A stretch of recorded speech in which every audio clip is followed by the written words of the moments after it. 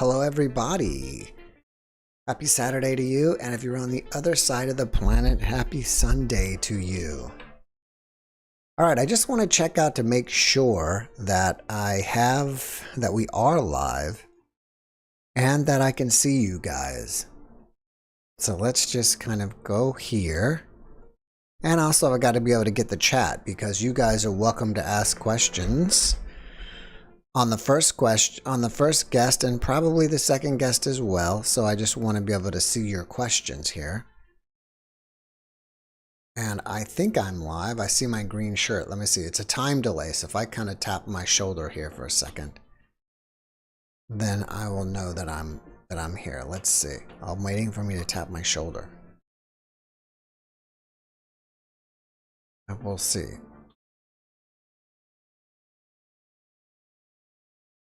Hello, Penny. All right. All right. So now I'm tapping on my shoulder. Great. And wow, Krisa Nikolaou from Greece, 3 a.m. Thank you for staying up so late to be with us. I appreciate that. So what do we got going on next week while we're talking? Tomorrow's video is with Jeff Harmon. Let me see. Where's my schedule? So Jeff Harmon is a Vedic astrologer as well as, to me, like a paranormal supernatural teacher. And we were talking about all the different and he had diagrams too. So I hope you guys like his video tomorrow. He's putting up diagrams about all the dimensions, and there are a lot of dimensions out there. So I think you guys will find that interesting and enlightening. Who else we got coming up? I got a near-death experiencer to 1, 2, 3 near-death experiencers already scheduled for next week. And then I have other, lately I've been scheduling people far out into July. So sometimes they all pile up and I get a whole bunch of people to record in 1 week. And sometimes I put a lot out because they can't make it until July or whatever their time is. So I have to get busy and schedule some more people next week. Other than that, let's see. There's that little note. There's that little sound. All right. So let's see. Besides that, just to let you guys know, in the chat are links to our Facebook page, my personal Facebook profile. You'll see that Mara is my beloved wife and my last name is Reynolds. There's links to our website, not only our website, but our merch store, our other YouTube channels, the Discord. If you want to be in our Discord server, you just have to email me personally and I'll give you the link. And I think that's pretty much everything that's there. I needed to check one more thing here, and yes, that looks good. So I think we're about ready to go. I lost you guys. There we are. All right, so let me tell you, we have 2 new guests tonight. I just spoke to the other guest for a few minutes just to get her ready since she was already here, but I don't know these people. I'm meeting them basically just like you guys are, and that's what I love about the Saturday nights. Is I love when it's just spontaneous. I don't know the people. I just meet them with you. And it's it's fun, it's challenging, and it's fun, because I don't know where everything's going. But on that note, our first guest is Alejandra Brady, and she is an author and a globally sought after Feng Shui consultant, combining the Eastern art of home energy enhancement with her intuitive knowing about the clients and the felt energy of the home.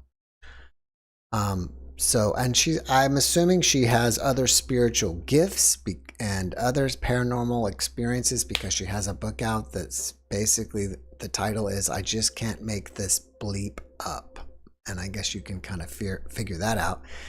Overcoming fear and accepting my spiritual gifts. So we're going to find out all about her. So let's bring her in and get going here. Let's see. Let me just kind of move my notes around and bring her in. Let's see. Where is she?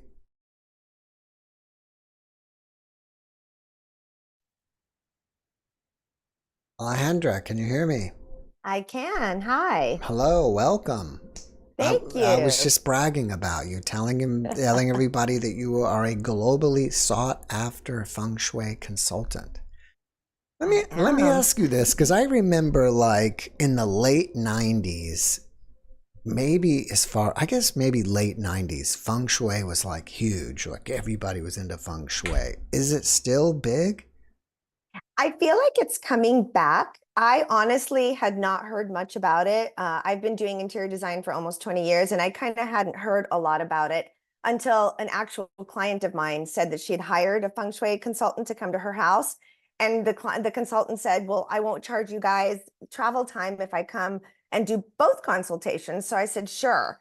And when she came to my house, I had no idea. She was globally known. Her book was translated into 9 different languages, like Wow. all this Who stuff. is this So person? this is Karen Rock Carter, and Don't she know ended her. up being my teacher. She's amazing. So she studied directly from the person who brought feng shui to the United States in the 80s.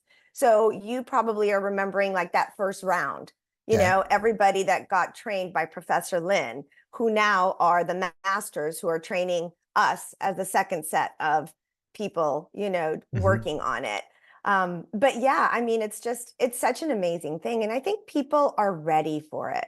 I think people are much more open energetically, Hmm. and open to looking at their homes and their spaces in a different way and understanding that your home is a reflection of you and you are a reflection of your home. Right.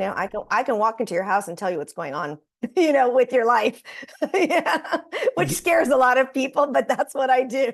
I recently had a guest, and I don't know if it was feng shui or something else. And I just remembered that this person was an interior designer and did feng shui, but did something else about where you should face in the facing and your energy and what directions you should face based on your horoscope or whatever. So, And so that's a different version of feng shui. that's There's a different multiple version. schools. So I was trained in BTB, which is the more westernized approach. Hmm. She might be Bazi or Compass School. There are several different ways that focus on, we all focus on the general things that are the same, the big ones, but we may approach it a little bit differently. So if somebody's talking to you specifically about directions a lot, they're probably Compass School based or trained. All right. Well, All good. All good. I was telling everybody about your book. I just can't make this bleep up. Yep. Overcoming fear and accepting your spiritual gifts. What were you afraid of? I was afraid, I think, just in general. So when I was a child, I was diagnosed with scoliosis. So at the Okay. age of 11, I got put in a back brace 24/7. Hmm. And before that, I was adopted as an infant. So I had these incredible, amazing parents who have since passed. But picture people who'd been waiting for years and years to get a child. And it took them like 7 or 8 years to go through all the adoption processes. My mother had all the surgeries to try and get pregnant. So by the time they got me, uh, it was a little bit of the little doll in the china cabinet. Hmm. And, I couldn't get dirty. I couldn't be outside. They never let me learn how to ride a bike. My husband taught me at 51 Wow. how to ride a bike. So very, very overprotective from a very good place, coming from a place of love.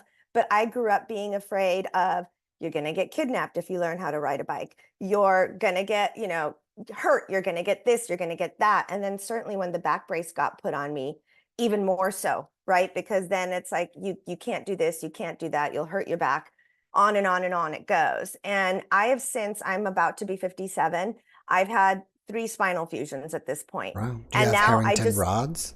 I have I don't know what kind they are, but I have titanium rods. I don't Okay. know if It's they have a probably the name. same thing. Yeah. Okay. So yeah, my lower lumbar has 6-inch rods with screws and cadaver bones. I've got lots of cadaver bones Mm. in my body now, which I think is really cool. Spinal mesh, I've got cervical fusion, so I have a plate in my neck with 6 screws.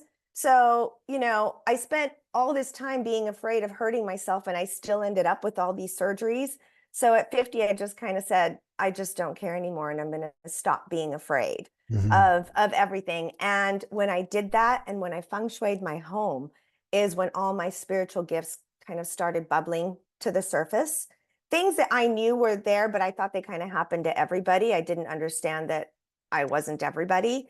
And I was afraid of those at the beginning because you are. Anyone who's gone through a spiritual journey, when you become open, everything comes in, right? Good, bad, the ugly. You're like the light post in the middle of the dark parking lot. So moths, flies, everything comes. So I started to be afraid of that too. So my book is about the journey of understanding that, overcoming it, understanding what I'm here to do on this planet at this time, which is to help people through their spaces. There's so many different types of healers out there who are incredible. My gift is to be able to walk into your home and help you through your home.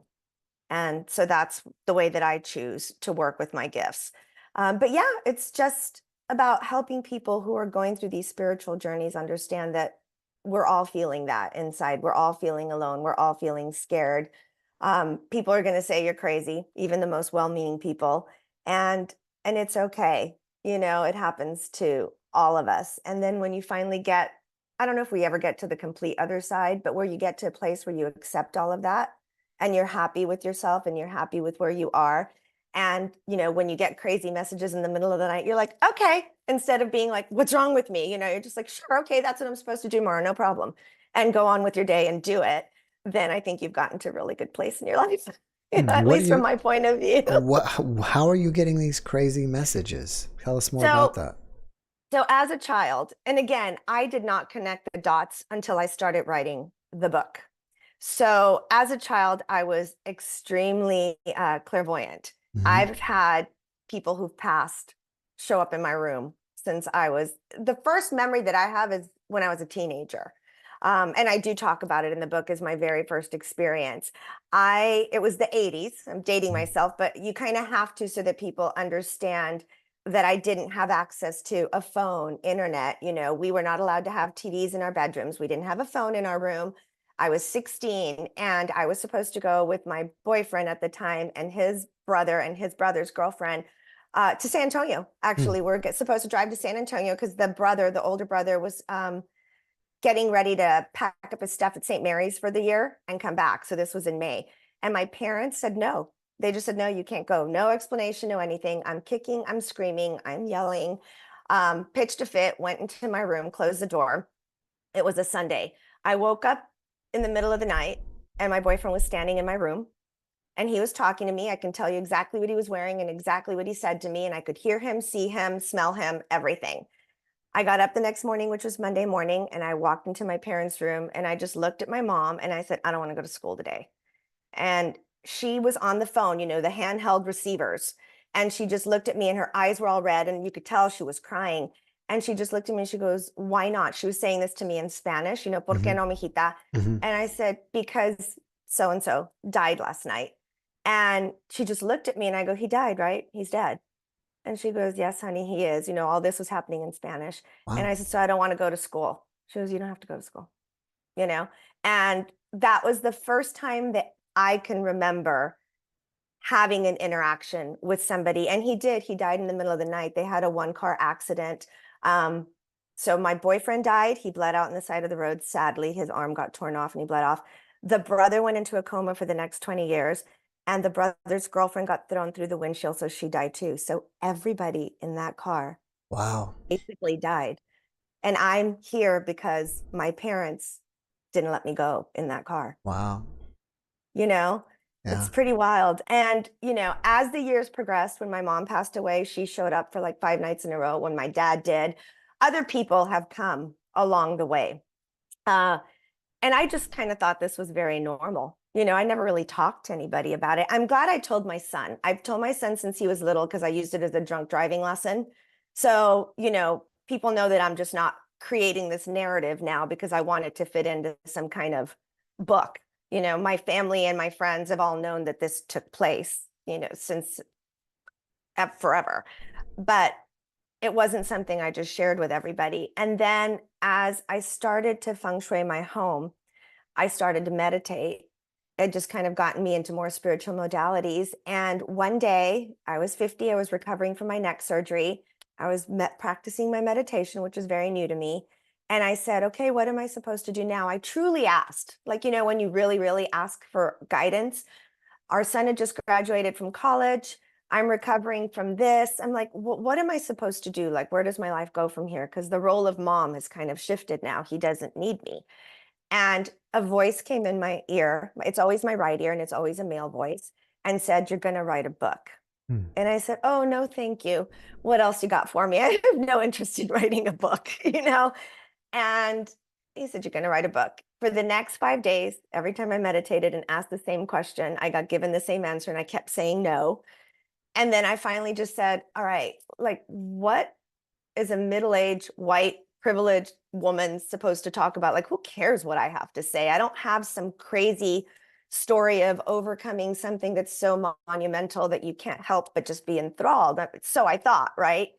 And I got told, just start writing down what happens. And as I started writing down what happens, more and more interesting, wilder things came to me. Memories came back, like the memory of my boyfriend at 16.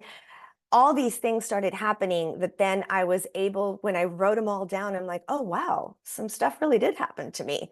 This is crazy, you know? And as I was going through that, I was working with different healers. I went and did a past life regression, which I'd never heard of, but it was the coolest experience ever. Mm-hmm. The entire point of the past life regression was for me to use my voice and tell my Wow. story. What happened to you in your previous life? I've been a lot of really cool people. So the most interesting one, which is not the one that this past life regression did, but as another one did, I've worked with 3 different healers, 4 now, who all told me I was King Tutankhamun. And so when that happened, I was like, I started laughing, of course, the first time, Mm-hmm. because I'm like, that's ridiculous. And I got snapped down with my third eye. I was laying on the table and she pushed my head down really hard. And she said, I was in Sedona, and she said, when spirit gives you an answer to a question, you are not disrespectful. And I'm just like, well, Wow. this is ridiculous. Like, what do you mean I'm King Tut? And she's like, stop it. Like, you are being so disrespectful right now. And I just went away and I'm like, okay, you know? Um, and then as I read up on him, I have been obsessed with Egypt since I was like 12 years old. And I never knew why. Like, I lived in Laredo, Texas. Why am I obsessed with Egypt? Mm-hmm. But read all the Encyclopedia Britannicas, did all that stuff. So I went back and reread after she told me that. And he had scoliosis Oh, wow. as a That's child. interesting. And I'm like, whoa, okay, well, that's interesting. And then, 6 months later, I worked with another healer and he came up again, and then another healer and he came up again. And then I started thinking, well, all these people from all over the world are not getting together and saying, hey, if this person calls you to work with her, tell her she was King Tut. Like, that's just not realistic to think that that's happening. It's not a worldwide conspiracy if I'm going to call somebody. Mm-hmm. And then I started thinking, well, if a girl comes to you, wouldn't you rather be told you're Nefertiti or Isis or Mm-hmm. Cleopatra? Yeah, Like, that just exactly. sounds so much sexier than being told you're a 19-year-old boy king who was sickly with scoliosis, I'm like, so slowly I started to accept. And I just had the opportunity to go to Egypt in March of this year for 2 weeks. Wow. How was it? And incredible. I went to the exhibit at the Cairo Museum that is his. And I walked in, and the first thing you see is the sarcophagus and the mask. And that really didn't affect me because I guess that happened after I died. So I never really saw it. But as I started walking around seeing his things, I started the ugly cry, the mascara running down my Wow. face, the just really bad, ugly cry with hundreds of people around me. And if I would have been there by myself, I think I would have been like in a little ball on the floor because it was so insanely overwhelming. And I would see his jewelry, and I'm a girl that loves her jewels and her gems. And I would see all his stuff, and I remembered wearing it. And I'm like, oh my God, I recognize these pieces. This is crazy. And this woman was behind me. She was part of our group, but it was only day 2. So we hadn't interacted. I certainly hadn't told anybody this because, of course, Yeah. we know why I didn't. And she tapped me on the shoulder. My husband was in front of me and she was behind me. She tapped me on the shoulder and she said, are you okay? And I looked at her and I go, I'm crying. And I'm like, I'm overwhelmed. And then something told me just to tell her. I said, I was told I was him. And I'm just very overcome seeing all of this. And she gave me the look everybody does, oh, you poor thing, And so, we kept walking. About 5 minutes later, she taps me on the shoulder again. And it was my left shoulder both times. And I just look back and I go, I'm okay, I'm okay. She goes, no, no, no, I have to tell you, I'm actually an energy healer. I have tested you 3 different times and scanned you another 3 times because I thought you were a little crazy, but you're telling me the truth. Mm. And I was like, thank you. Like, thank you. Like, you were obviously put here to validate this, right? As outlandish as it sounds, you were put right here with me to make me feel that I'm not crazy and feeling what I'm feeling and seeing what I'm seeing and seeing these pieces of jewelry on me, on my body. I'm like, it was so insanely overwhelming. It took me several days to like get over it, and just recover and kind of get to back to an energy of neutral. It Hmm. was very, very interesting. I loved it. I loved it. But for the past life regression that I was in, I was a sorceress in medieval England. I'm very, very old. I've been told several times this might be my last go around, and I'm like, I'm fine with that one. I'm good to go if that's the case. Welcome me to the other side, and I'll play from over there. So I was a sorceress. I can tell you exactly what I looked like. I had this long blonde, like flowing hair down to like my waist. I'm like, where is that in this lifetime? I was around a fire. I was preaching or talking or teaching a group of peasants when the soldiers' army came and took me away, whoever the king was at the time. I couldn't tell you. I have no. And they bound my wrists and put a rope around him and dragged me away. And during the past life regression, she physically did this to me. She said, how did it go? Tell me what happened. So then she started binding my wrist this way. I go, no, it's over my head. It was that specific. And I was being dragged that way. So she did it over my wrists, did the whole thing. And then I was hung. I remember I was hung. And she said, that's my wound. That's this. That's why this came on so suddenly, because there was nothing wrong with my neck. And all of a sudden I needed cervical fusion. So I have a big scar right here that goes from, side to side. And she's like, that's your wound in this lifetime from that lifetime. So the point of all of it was to come home, tell my story, use my voice, talk to millions of people, get out there and help people feel not alone in their journeys.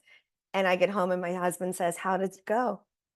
And I told him, and he goes, oh my God, but you're not going to tell anybody this, right? They're going to think you're crazy. And I'm like, you know, isn't that the journey? Right. Hmm. Right there in a nutshell. Somebody who adores you, who only wants the best for you is like, but you're not going to tell anybody this, because that's the normal response that we get when we share our experiences that are a little less than ordinary with other people, you know? Now, growing up in this traditional family, what did they think about you having these abilities?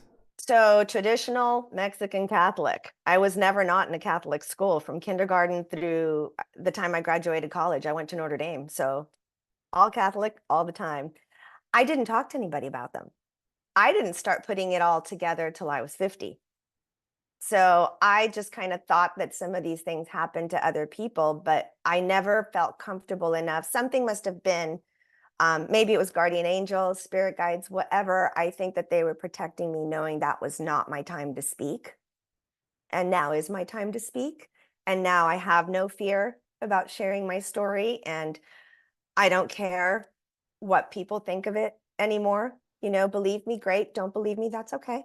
That's not, it's not, it doesn't affect me if you believe me or not. I'm here to share it for those that need to hear it. Right. And everyone else has their own path, Right. and it's going to be different for all of us. I just want to let people know, by the way, if you'd like to ask Alejandra a question, just type it in all caps in the chat because it's easier for me to spot the questions. Okay, And because I don't see them here. You'll tell me what they are? yeah, I will Okay. tell you what they are. Okay, And while we're great. on questions, who is the voice that spoke to you and told you to write the book? Archangel Michael. Ah, you know that Yep. do you 100%. you normally have conversations with him? They started that day. Really? Yeah. Yeah. No, because I asked, who are you? Hmm. I asked, who are you? When you first heard it, did it freak you out? Oh, completely. I thought there was somebody in the room. Like I opened my eyes. I came right out of, the Om and looked around the room. I thought somebody had walked in to talk to me. So, and yeah, yeah. And now I know it's him. And, I have different voices sometimes, but it always seems to be a male. Hmm. Um, and it seems to be like it is him that is leading the charge when I need to do something that is related to work, to my business. The same thing happened probably 6 months after that experience. I woke up in the middle of the night with the word Sedona in my Yeah. head. I did not know where Sedona was at this point in time. Right. This is 2018. Never really heard of it, wasn't interested in it or anything like that. And then I got out of bed that day. I went about my day, and within 24 hours, 3 other people said, "Hi, how are you?" I hadn't seen one girl in 10 years. Ran into her, walking down the street. "How are you? Have you been to Sedona? You need to go to Sedona." I'm Hmm. like, "Excuse me?" You know? And then again, and then again. And so I came home and I told my husband, and I'm like, "I don't know what the Sedona thing is, but we need to look into it." 10 days later, I owned a home there. It just, when they want me to do something, it's that fast. Do As you? long as I don't fight them. Right. If I fight them like the book, it took 3.5 years. If I just go, okay, show me the way, make sure it's in my highest and greatest good and in the highest and greatest good of everyone involved. And of course, only of the light, because I'm a light worker. So I'm like, as long as I'm doing it for a greater good, do with me what you will. And that's how things happen in my life now. I've had a ton of guests from Sedona. Do you know many of the people in this spiritual paranormal community? I do. I mean, I had several teachers there. One of my main teachers was Anahata Ananda. She was one. Amanda Romania was another. Nope. I don't see. Uh, Obviously, I don't know everybody. well, there's different, and I think, when, as they always say, right, just like my feng shui teacher ended up being, when the student is ready, the teacher appears. So I think those were the ones that I needed. With Anahata, I actually did a lot of inner child work that I needed to work through in order to be able to get to a better place, a more enlightened place from the adoption. I never knew, because my parents were always amazing to me. So I didn't have like that burning hole that something's missing. Hmm. However, you still have, apparently, well, not apparently, I know this now, you still have a lot of very deep rooted feelings of rejection and Hmm. abandonment. And then I Right. had my biological families find me. One Wow. set found me at 40, one set found me at 50. How did that So turn out? not so great. Well, not so great on one, great on the other. Biological families of my mother's side found me and gave me a lot of answers to a lot of questions. And we tried for about 11 years to have a relationship. And they are, and again, no disrespect to anybody's beliefs, but it plays into how they treated me. They are evangelical Christians. So as I told them of my journey and of my abilities, and I called myself clairvoyant and I called myself very clairaudient, obviously I still am, and Hmm. clairsentient, I was told I was evil. Wow. And so that didn't really work for me. However, they're bloodline gifts, because my biological mother also shared with me that she received gifts and she chose to not accept them, right? Which we all have free will. We can say yes or no. In her situation, the gifts seem to come in differently than mine. They seem to come in a bit darker, perhaps, from what she shared of her experiences with me. So I totally get why she said no. I would have said no too. Um, but mine came in light, and I was very much feeling that I was here to share them. This is my purpose. I did the mom thing. I am a wife. I'm all of that. But my real purpose is to help people and to share these stories with people so that they understand that what they're going through is very normal when you're going through a spiritual awakening, and that you are going to lose friends and you are going to lose some family members along the journey, but you'll also create a tribe that is way more aligned with where you are now, you know? And you can still have, I have friends that I've had for over 30 years that don't want to hear a word of this. Right. So if I meet them out for lunch, we're talking about how are our kids, because our kids all grew up together. How's the weather? You know, whatever benign, light conversation there is, which is fine. There's nothing wrong with that. And then I save my deeper, more soul oriented, aligned conversations for those in the tribe that I now have here who feel the same way about things. If you don't You know? mind sharing, Sure. if it's not, you don't have to answer it, obviously, if you don't want to. Why were you put up for adoption?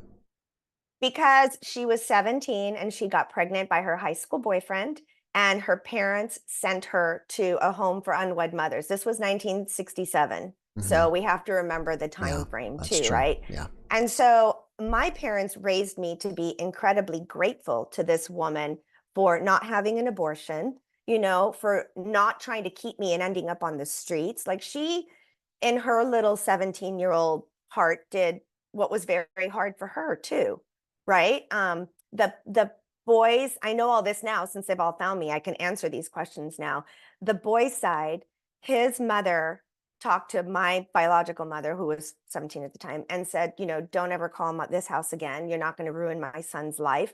I was born on that woman's birthday, Mm, which I just think is so bizarre. mm. Um, but she did the best she could. Everybody did the best they could at the time. They searched for me for 20 years with private investigators, which is how they found me finally, because it was a sealed adoption. My adopted dad, the person I call dad, says, you started out expensive and you never stopped, because that was like private and sealed and everything else. And I found out from my biological mother that she wrote a letter to me to be given to me on my 18th birthday, and reached out to my parents, through the agency. And my parents said, absolutely not. And I get that. So my parents both passed away when I was 38. My Mm. mom dropped dead of a heart attack, and Wow. 6 months to the day, my dad passed away because my mom was gone. 2 years later is when they found me. So I feel in my heart of hearts that none of this would have unfolded the way it did if that event hadn't taken place. Because I don't think I would have said yes to letting this family come into my life if my parents were still alive. I know that it would have hurt my mom, the human version of my mom, Hmm. I think it would have been very hard for her. But yeah, I mean, everybody did it for the best of reasons. I mean, but it doesn't change the trauma that we feel, I guess, very deep down inside, that, we have to work through no matter what, even if you had the best of the situation. I'm not aware of the feng shui world at all, so I don't know what's going on. But since you are a, what did I say from the beginning, a globally sought after feng shui consultant, do people like, hire you and fly you out there to their house, or are you mostly local? I'm all of the above. I just flew back from Aspen because I was doing a penthouse in Aspen for a client last week.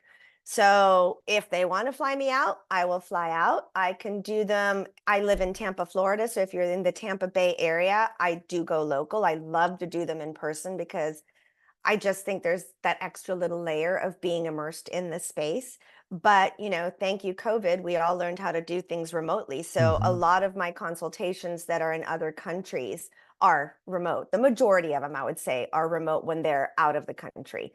But yeah, somebody wants to fly me someplace cool, or if I can combine it, my husband and I love to travel a lot.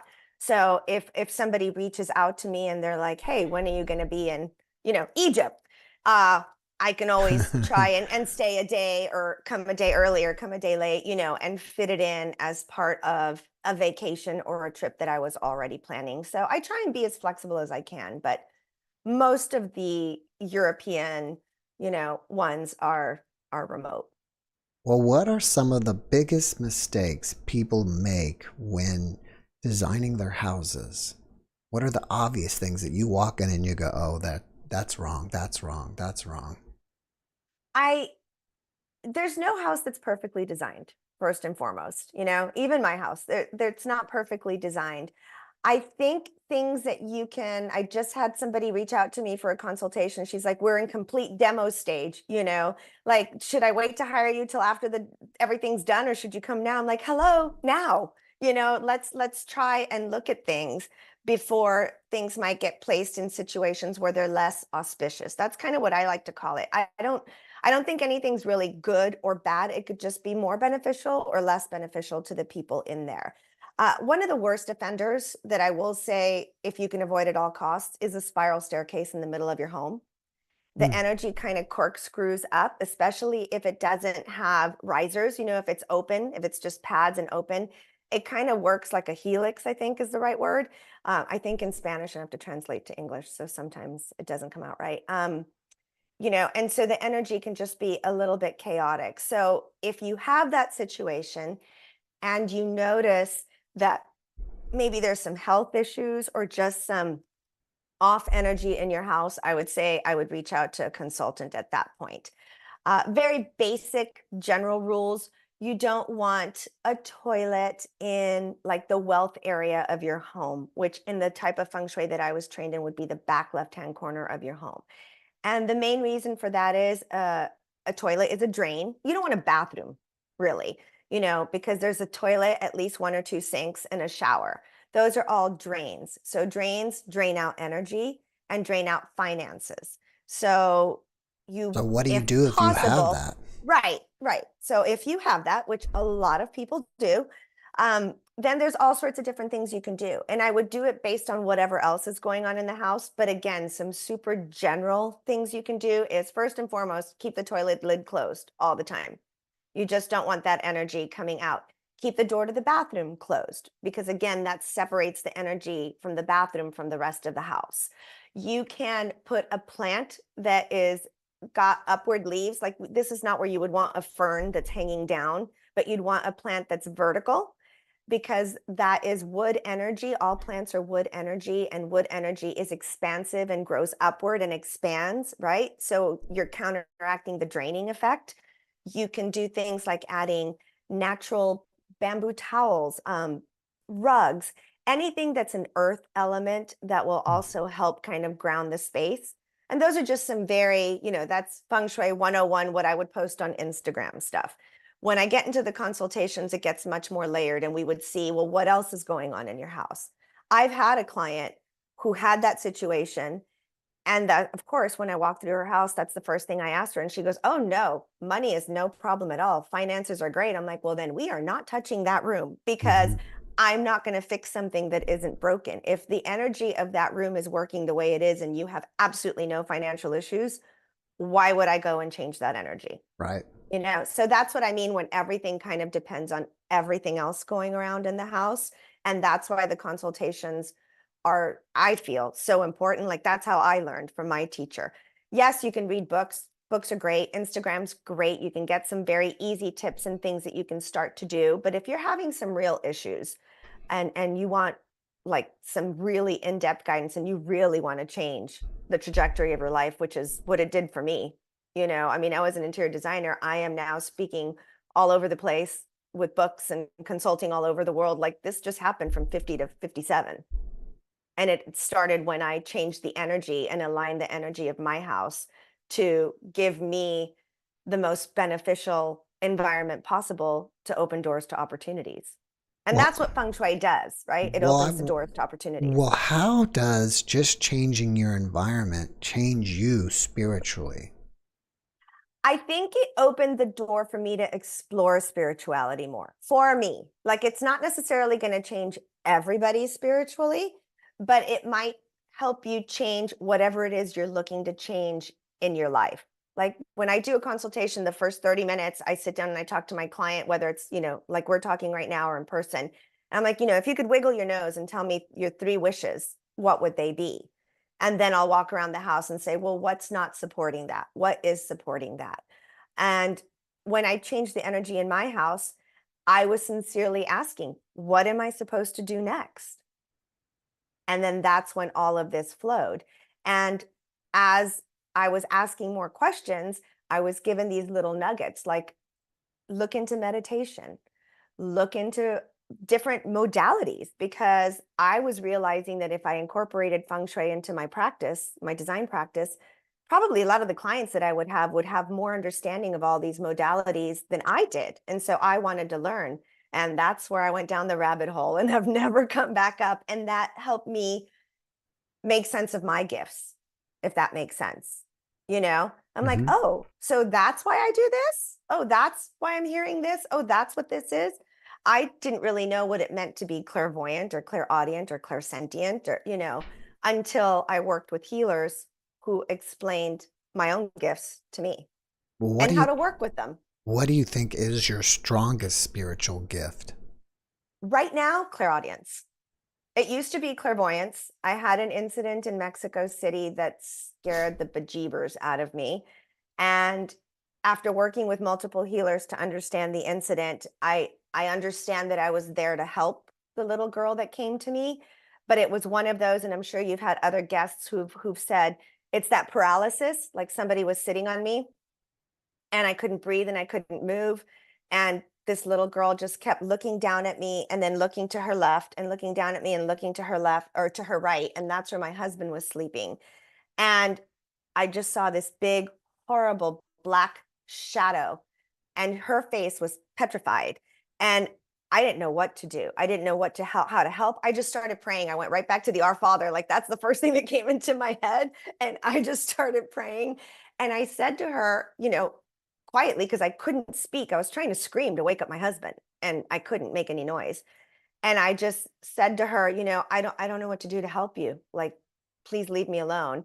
And that was the last time I physically, clairvoyantly saw somebody in the room.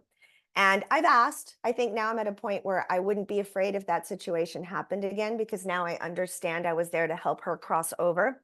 I found out the hotel we were staying at was built on a Mayan burial ground. Didn't know that when we booked it. Yeah.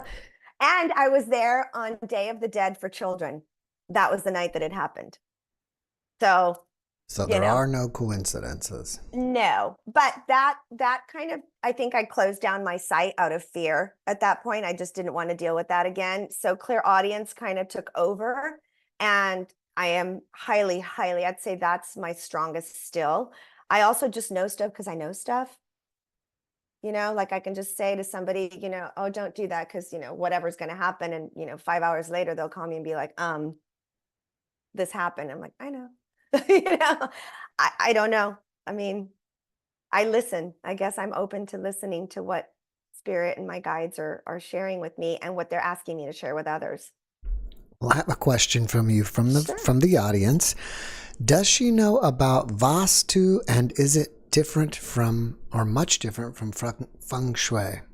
I believe that is Hindu, right? I think that's a Hindu version of working with energy. I am not well versed in it at all. I believe it has a lot of the same principles in that you're working with the energy around you, but it's nothing I could really speak on, to be honest. I don't want to pretend to say something I don't know anything about. All right. Do you have a favorite healing modality? For me personally, like what do I like to do the most, or I guess either or, what you like to do or what's worked on you the best. what works on me the most, and I think what I get the most out of, because I am a person that really needs answers and really needs validation when I get answers. I love, love, love doing past life regressions. I just think it's the coolest thing in the world to kind of know, because there's things that kind of transfer from all our lifetimes, and you're like, oh, that's where that comes from. I am psychotic about dirty feet to this day. I know it's a weird one, but like if I go outside and my feet get dirty, I have to come in and wash them. And I've been like that since I was a kid. And one of my lifetimes, I was this poor, poor, poor dirt floor little rugrat to like a darker energies assistance in Pompeii. Now, I did not go down with the volcano. I died in, I guess it was an earthquake. I didn't even know that there'd been an earthquake. But when I went through this past life regression, I got crushed in an earthquake at the age of 11. And then in going back and doing the research, after the class, I found out that yes, there was indeed an earthquake on this year, that this healer told me that there was a year. And this poor little girl just was like the dirtiest, filthiest little rugrat you've ever seen. And so I was asked, how do you feel? I'm like, oh, thank God she died. That was a miserable little life. But now I know where I get my obsession with being dirty and having dirty feet. Like, it just kind of sparks those memories that Right. make you feel a little less cuckoo. Well, Yeah. did it change that for you after relived it? Are you Yes. less concerned about dirt? Yeah, yes and no. I still don't like dirty feet, but what it did was it gave me that soul fragment back. Same as I think seeing the exhibit in Cairo gave me that soul fragment back. Doing the hanging, I got that soul fragment back. So I feel very whole which I didn't before. And the last night that we were in Egypt, we had the opportunity to go and do a private visit into the Great Pyramid and lay down in the sarcophagus. Oh, And it cool. was amazing. I mean, just absolutely, you're crawling through that and you're just like, I can't believe I'm doing this. And the only thing people were talking about all these crazy experiences, they felt like they were in water and they were in the waves. And my husband had all these flashbacks to when he was a child in water, also. A lot of people had water stuff. I got in, and the only thing I heard was, "You're now complete." That was it. You're now complete. So I think going to Egypt and getting that soul fragment back from that lifetime was kind of the last piece of the puzzle. So to me, the past life regressions are just one of my favorites, you know. But I also I practice yoga quite a few times a week. I go to sound bath meditations, gongs, I have a daily meditation practice. I think they all work together. But the just really fun ones, yeah, When past you life. go to Egypt, are you with a travel group or you just you and your husband go? Oh, good Lord, I would never go by ourselves. I'm not that bold yet. I went with there's a wonderful healer. Actually, she'd be a great guest. There's a wonderful healer here in Tampa called Elena Benzenoff, and I can give you her name afterwards. And Hmm. she is just an incredible healer. And she works with quantum physics and all these different modalities. And last year, we were at a dinner with a mutual set of friends, and she said, we just got back from Egypt. And I said, I keep waiting to go. I just keep waiting to go, and I don't know when the time is going to be right. And she said, I think we're going to put together a group next year. And I looked at my husband, I go, we're going. That's it. Because we had an incredible guide over there. He's one of the top guides in the world for ancient Egyptology. He has a best-selling book all over the Who is planet. this? Mohammed, I can give you his name afterwards. Mohammed, and I've got his book there. I'll find it and give you the name. But he's incredible. He's called the Egypt Guide on Instagram. Hmm. And he's really, really incredible. It was like taking a course in Egyptology, a college course. It was just such, and he put together everything. We were always felt very safe. We had an armed bodyguard with us because, of course, the conflict is going on right next door. So we didn't know again if the trip was going to happen because of that. But we felt very safe the whole time, very aligned. Had some beautiful experiences both in Cairo and on the Nile, you know, on the Nile River Valley. Yeah, it was incredible. Highly recommend whoever can get whoever's being called to go there. If you can take the time and you can go there, go. After being there and seeing it with your own eyes, how do you think it was built? By the local people or did they have help Absolutely from? not. Absolutely Absolutely not. not. They had help, but or aliens. I so our guide actually said that. I kind of thought I was going to lose my husband. Funny story, because the first day we went to Saqqara, and you know, our guide starts talking about that and said, "Please explain to me how a human moved this." You know, and I'm like, "Oh no," because my husband supports me completely, but we've never really sat down and chatted aliens conspiracies, you know, in our 34 years of marriage. So I'm like, oh no, I'm going to lose him, you know, and I'm just looking around and listening to the guide. And he is saying, this is science based. This is not like, explain to me how this got moved, and explain to me how, when the tools of the time were copper, how they cut granite with it. Copper is like a 6 on the hardness scale, if I remember correctly. Granite's like a 9. Like, it just doesn't make sense. And he said, and I 100%, we both came home completely believing this, you're going to leave with more questions than you came in with. You know, because we all come in knowing our little Bible stories, and Moses parted the Red Sea, the slaves built the pyramids. And when you're there in person seeing it, there's no way that that happened. No way. I feel very confident saying that, because there isn't. I mean, I saw proof. How do you move a 300,000-pound obelisk, you know, from the quarry 300 miles away through the desert on palm tree branches, or not branches, Right, but you know, what is it that, you know, the palm trees. I saw the terrain. You could, I mean, it's not possible. right. So yes. There's a guy I like to watch on YouTube named Brian Forrester, and he goes through Egypt, and he shows things, and he'll be like, you see this giant block, it's cut weird, it looks like a giant Yes. saw, like skipped and Yes. messed up and grinded it I in saw the that. wrong way, and they just left it there because it was already messed up. You Well, saw that? there's one of those in the Cairo Museum. It's cut perfectly smooth, like like anything today would be cut, like our granite countertops would be cut. How? And then the other chunk of it got left undone, like something happened, and whatever the tool was, or whatever took place on Earth at that point in time that stopped all the work, right? Stopped the progress. So, and then there was another, it's in the Cairo Museum. I mean, I have a photo of it. There was another item. I don't even know what it was. It was a round circular disc that Muhammad explained to us was an anti-gravitational device. But of course, they can't put that on the little Yeah, of course. description, right? And they tested the metal on it, and I guess there is no metal that matches it on the planet. Mm. So where did it come from? And how did they make something that's perfect, like a machine made it today, all those years ago with blunt copper tools? Like Yeah. it just doesn't, the math doesn't math, or however, it doesn't add up. So Right. his perspective was that there was a civilization here of higher beings, much more advanced beings, right? And that something happened, that there was a great, I think he said it was in 3 parts, if I remember correctly, and I'm sure it's in his book.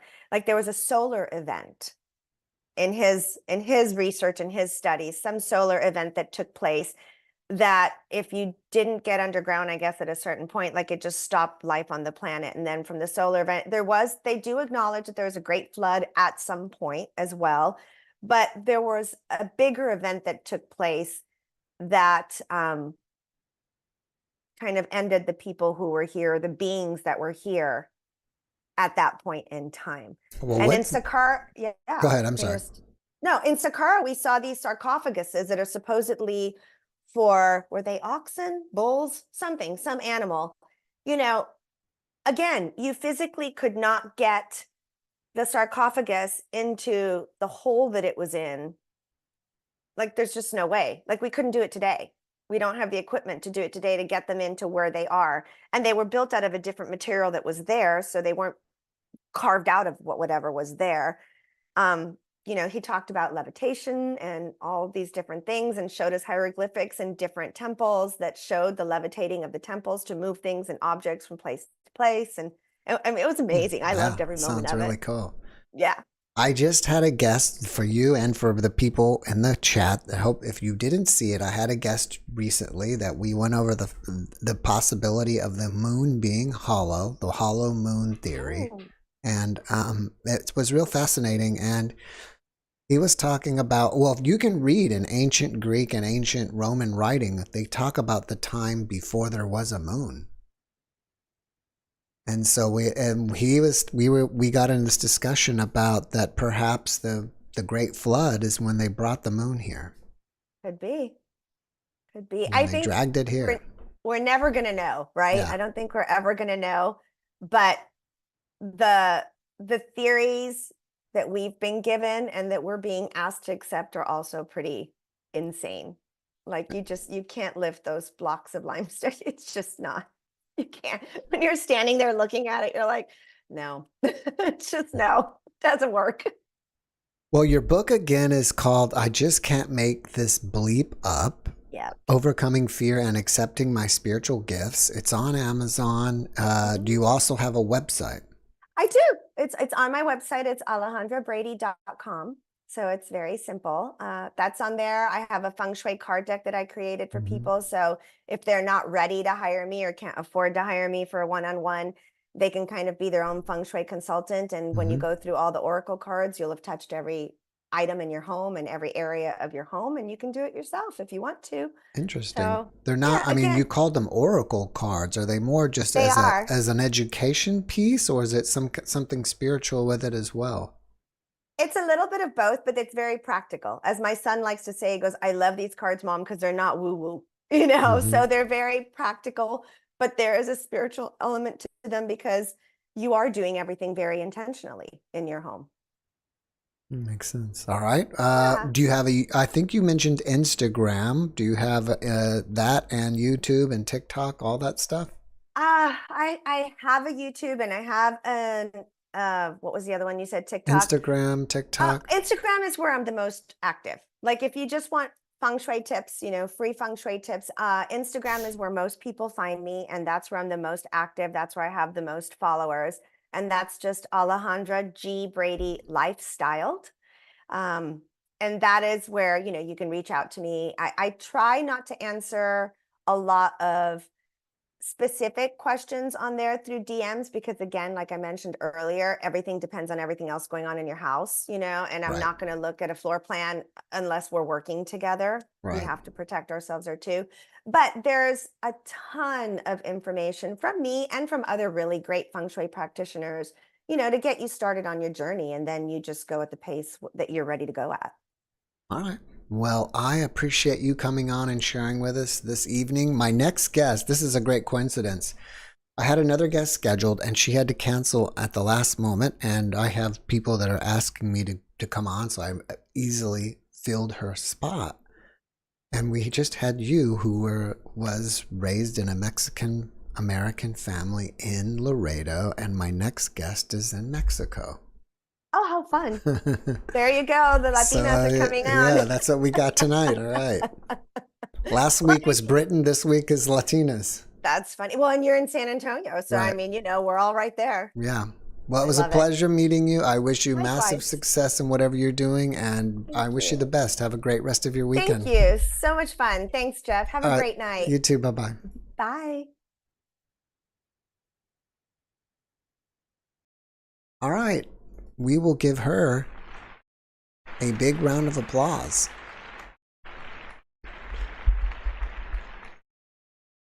All right, so far so good. That was our first hour guest. Let me tell you about our next hour guest. Well, actually, let me tell you what's tomorrow night. Tomorrow night is Jeff Harmon, and he's a near-death experiencer. So we talked about that. He's also a second-generation astrologer, paranormal researcher, and spiritual consultant.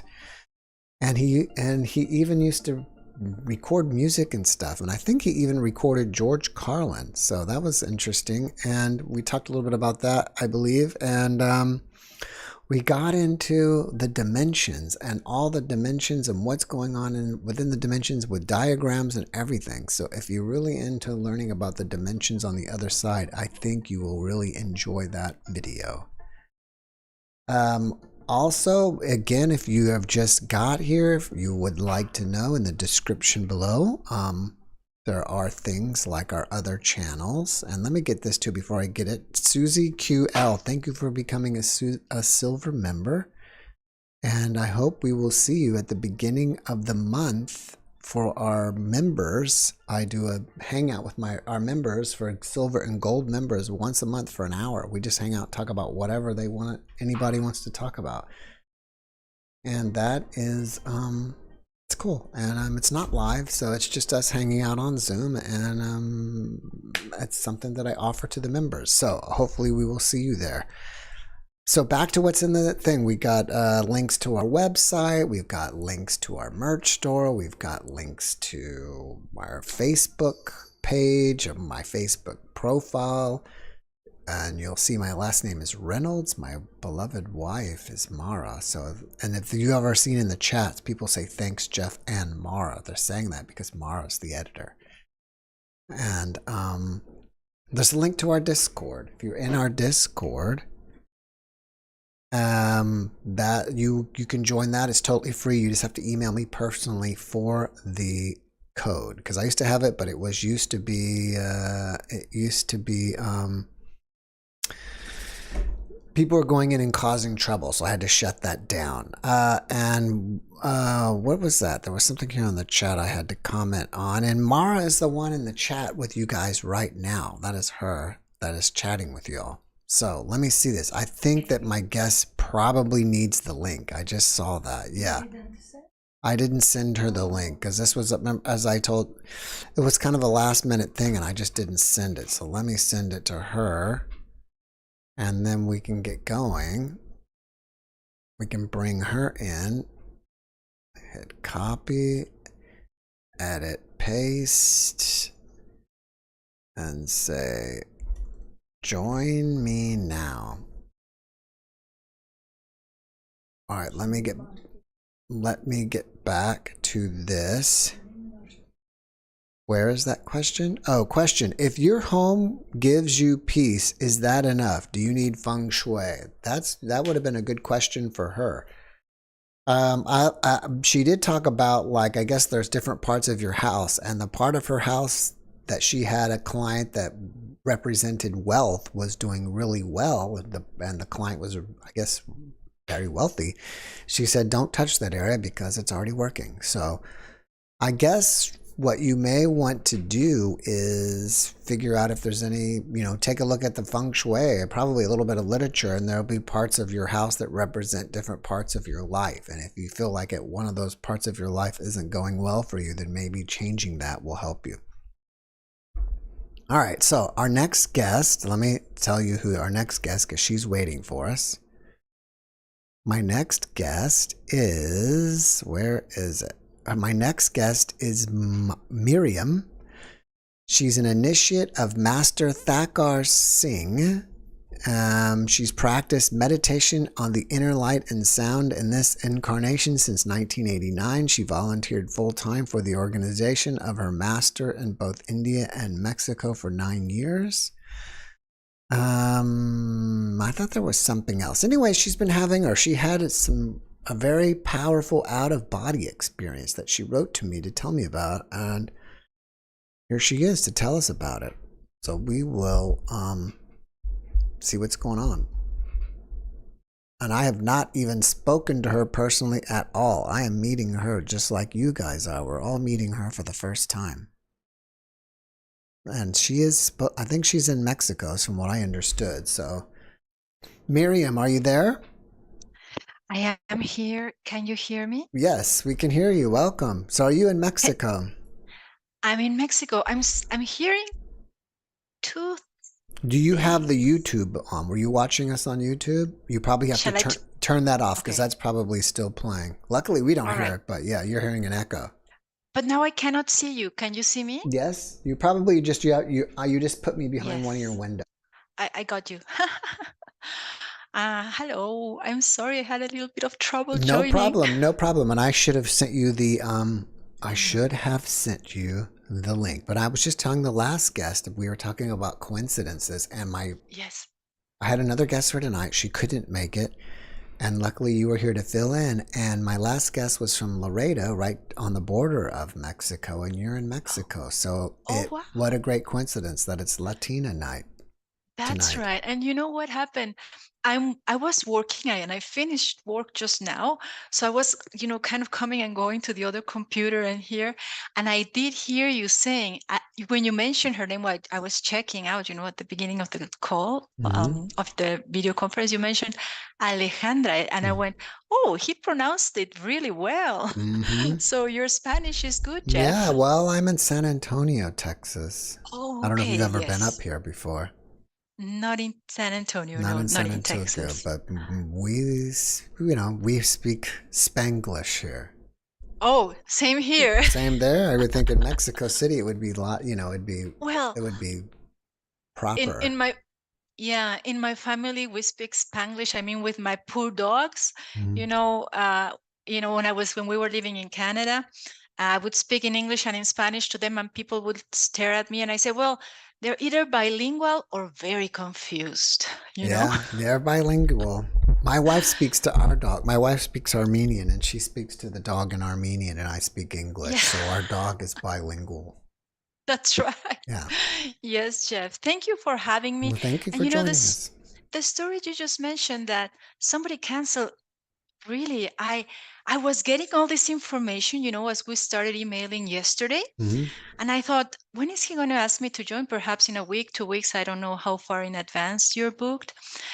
And something was telling me, get ready for tomorrow. It's like, no. And then something told me throughout the day, somebody might cancel. And it's like, no. When you said, can you join us tonight? It's like, oh my God. Wow. I'm glad something had already sort of prepared me. And I already had a plan B for work, to end on time, to be here on time. So, and my good luck is that I was a little nervous, but just having trouble joining, it eradicated all my nervousness because it's like, I need to join, I need to join, forget the nerves, I Yeah. need to join. Well, you So made it it. worked out very well, Jeff. Perfect. Thank you. Perfect. You wrote to me telling, I don't know if we want to start with your out of body experience or your history of you being a part of this meditation. I mean, I don't even know who Thakar Singh is. So what's going on? Uh, Who is he and what type of meditation is that? yes, he is actually what we call in the West a guru, a master. That's how I call him, master. He teaches Sant Mat or Surat Shabda Yoga. This is a very ancient tradition. It used to be very secretive, centuries ago. Uh, but then, since three masters ago, they opened it to everyone, and so I was lucky to join. This is a meditation technique that does require, well, when I decided to join it, it did require some discipline. Like you had to be a vegetarian, no drinking, no smoking. I learned about it first when I was 13, but when I learned about all the requirements, I went, yes, I'm going to join when I'm 52. I'm just about to start life. I'm not going to, I want to try smoking. I want to try alcohol. It's like, at what, I mean, they even said no sex. So it's like, what? When I'm 52, not just yet. So, but then life went on. When I was 19, I hit like it happens to all of us quite likely when we're teenagers, I hit a low point in my life. So I always remember that the teachings. I hadn't met the master yet when I was 13, but I was familiar with his teachings. And I remember him saying, when nothing else works for you, give me a chance. So I went, let's try it. But before I got initiated, of course, he said, oh, because what caught my attention about these teachings was that the promise that if you follow the instructions, you could meet God. And I went, really? Like, since I was a little girl, that was like what I wanted the most. So I went, okay, let's see. But he said, but you have to follow the instructions. It's not just get initiated, meditate, and keep on doing whatever. You have, if you want to meet God, like if you really want to, you have to follow the instructions. So you're like, okay. Of course, later on, when you get initiated, you realize a lot of people don't quite follow the instructions. For some, it's not so easy. For some, they would get initiated just out of curiosity, which is valid. But in my case, I thought, no, I'm into it. I'm interested. If the promise of meeting God in person, the way I would call it, if the promise is there, and he claimed he did it, and his master did it, and the master of his master did it, so he would tell us this is doable. You just have to follow the instructions. And I thought, well, he's right. If he was an average man and he did it, I'm going to try. I'm going to give it a try. That was when I was 19. I got initiated when I was 19. And then 27 years and 5 months forward, that's where my story begins. Well, not the story begins, that my day began when I had this very bizarre, I call phenomenon, because once it happens to you, you realize it can happen to anyone. So if it's okay with you, Jeff, I want to tell the story of that Sure. day, or do you Yeah. want me to Yeah. give We more? will Yeah. start. Okay. I will start that day. So what Well, happened? let me stop you 1 second. So, Yes. did you live these 27 years by his advice and his rules, or no? Or you I'm just sorry. meditated? By his advice, yes, follow the rules, and as he explains, it's as best as you can, Okay. right? Because sometimes, I mean, not sometimes, we all have to earn a living. So you can't meditate 16 hours a day and pay the bills. So for some time when I was young, I was able to be devoted full time to the path. 9 years, I volunteered for 9 years. 4 of those years were in India in his ashrams, and in those 9 years, I was full time You said following you the were in teachings. India, living in India? Yes, Oh, I okay. Wow. spent a total of 4 years living in his ashrams in India. Um, I well, some of those years, well, actually, for a few months only, I did the typical meditation in the Himalayas, It was on the foothills of the Himalayas, not where all the snow is, just, in the mountains. But I could already say, hey, I was in the Himalayas. Um, so yes, I spent 4 years. I was serious about it. My good luck was that my parents were okay with it because, what, I was a young woman. I got married and divorced when I was still very young. So of course, when I got married very young, my parents dreaded it. So I went from being married and divorced to trying to live a quasi monastic life in India. They thought better have her in India trying to find God than having her here doing other things with her life, right? So my parents in that way were supportive, which was nice. It made things easier for me. So during those 27 years I spent, I got initiated when I was 19. I started living in one of my master's ashrams here in Mexico when I was 21. I went to India. I had the good luck that circumstances allowed me to move to India, to go to India when I was 22. 22. I had just turned 22 when I went to India. I spent a year and a half that first time in India. Then I returned to Mexico for another 2.5 years. I volunteered here in the mission in Mexico. Then when I was, I believe, 20, 26, something like that, I went back to India for another 2.5 years. And then by then I was already approaching my 30s. I met somebody in India, one of my master's initiates. He was Canadian. We met there. He was also a young man like me who was trying to achieve the same goal. He also went to ashrams in India. We met there with my master. He was also an initiate of my master.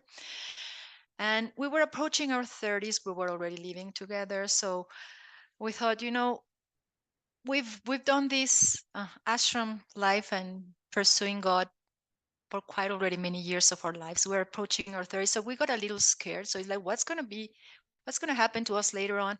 What if I end up pregnant? Is the organization going to support us and the baby? So we thought about many things, and we thought, okay, I think it's time to go back to the West. At that point, he asked me, so do you want us to go to Mexico or do you want to come to Canada? And I said, well, to begin with, you don't speak Spanish and I speak English, right? So let's go to Canada. So we went to Canada.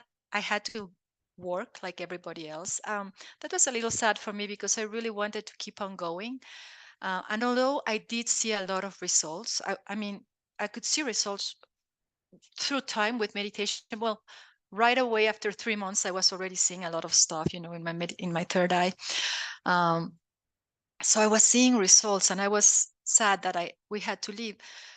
But those were just the circumstances of life. So we came back to the West. We were in Canada, and then eventually he and I got divorced after how many years? 4 years we had been in Canada, something like that. And he went back to India to my master, and then I thought, you know what? It was too hard for me to adjust to Canada because immigrating to Canada was not easy back then. So it's like, no, I'm staying, and I'm going to continue as best as I can here. So I would meditate whenever I could, which was barely ever, but I always felt very guilty, and I always did whatever I could that was not necessarily sit, peacefully meditating. Whatever I could, I did. Um, but I always wanted, it's like I wanted to go back to the ashram life, where you could just have the whole day to meditate. You wouldn't worry about cooking or grocery shopping because that's what the ashram was for. Our master was very clear. He said, yes, you're going to live free of charge in my ashrams, but I don't want you doing tourism. You're here to meditate. You're here to be serious. So although I lived 4 years in India, I haven't been to the Taj Mahal or anything touristic. Let me stop you for So 1 second. I'm just curious that uh, you got to live there for free, as you just said, right? yes, How does the ashram, support. yes, support you and everybody else that are living there for free? It's it's a whole organization. Um, we are not that many living in ashrams. There's a few. Not everybody wants the ashram life. Not everybody. Yeah, not everybody wants to leave. To stop going to parties, to stop socializing. Um, To us it was that's why I said it was quasi monastic, because it's no parties for us women, no makeup. You do your day in the morning, you stop looking in the mirror, very plain clothes, like Punjabis, no jewelry, no earrings, no drinking, no smoking, no sex. It was clear, no sex, no, don't get together. That's why my ex and I, we had to keep it secret for a while, and then we said, okay, this is what's going on. But the organization has, they accept donations, but also they, with the books from the master, they're sold everywhere. There's photographs of the master that are being sold. So it's like a whole, uh, like a community where there's not that, as I was saying, there's not that many people who want to live in ashrams, and there's a lot of other people that do buy books. They buy pictures of the masters, and donations are accepted as well. There in India, it's very, very well known that the karma, if you do something good comes back. The same goes for financial karma. When you donate, or you help someone financially without expecting anything in exchange, there's financial karma coming back to you. This is a very spread concept in India, and later on, when you learn about it, you say, hey, I want to use it to my advantage. That is also valid. I know here a lot of people say, if you do something good to expecting to get something bad, it doesn't count. It still counts. Because if you throw a stone hoping what? Well, that's good to Not to know. hit. Sorry? So that's okay. Go ahead. I was just kidding around. I was like, that's good to know. Yes, Sorry, I yes. interrupted you. No, no, no. Keep going. I understand, and I'm glad you mentioned it, because I know this is a very very spread. I have heard this theory all the time. Oh, if you do it for the purpose of getting something good, that doesn't work. It works. And this is how you can use karma to your favor. Do something on purpose good, and tell you, well, I used to tell God, hey, I need money here, donations, and yes, money would come back to me. So not Can I just with show money, you? but with, I go want to ahead. stop you for 1 second, and I'm not doubting you. I'm not saying it doesn't work, No. but what's fascinating is I've interviewed hundreds of near-death experiencers, and it's common for people to say that what matters on the other side is not a random acts of kindness, but not planning it out. Random acts of kindness have their own value, of course. Or just I mean, they don't. I guess it would be random. It's usually that word isn't added, but I'm adding it in because it's Mhm, just acts of kindness where you mhm. didn't plan to do it. That has its own value, of course. But as I was going to say, if you throw a stone, the stone is going to reach wherever you throw it, whether you intended it to do damage or not, or just to bounce against the wall. It is going to the stone is going to reach. So yes, that's something that people are not very much aware about karma. You can use it to your favor. Um, for instance, at one point I said, "Oh, I need good spiritual karma," so I started creating, spiritual sayings and published them on the internet. And I could see it's good spiritual karma when you help someone, even if you want something in return. You don't know what's going to come to you, but if you want, in my case, as I was saying, spiritual karma, I'm going to do something spiritually good, and this adds to your spiritual karma. In the same way as you give a financial donation, you receive. Here's the thing with karma, it's just a reaction of an action. Right. So It's like just there cause it's and effect. hmm and you can use it to your favor. um as you mentioned, yes, random acts of kindness without expecting anything have their own value, but but but you cannot stop the reaction of an action through karma, like you cannot. So that's how, well, it's not just through donations that the organization supports itself and meditators, but as I was saying, there's a lot of books being published, talks. So, and also whoever wants to go to well, back then, whenever you wanted to go to an ashram and pay for your stay, that was also accepted, and you could pay whatever you wanted. In my case, I was young, I wasn't working, and the master, I remember when master came to Mexico and he gave a talk, he invited everyone at the end of his talk, and he said, you all are welcome to come to India to my ashram. The Indian government will allow it. You can come for 2 weeks, 3 weeks, up to 6 months. You won't have any problem. The government will allow it. And you can come free of charge.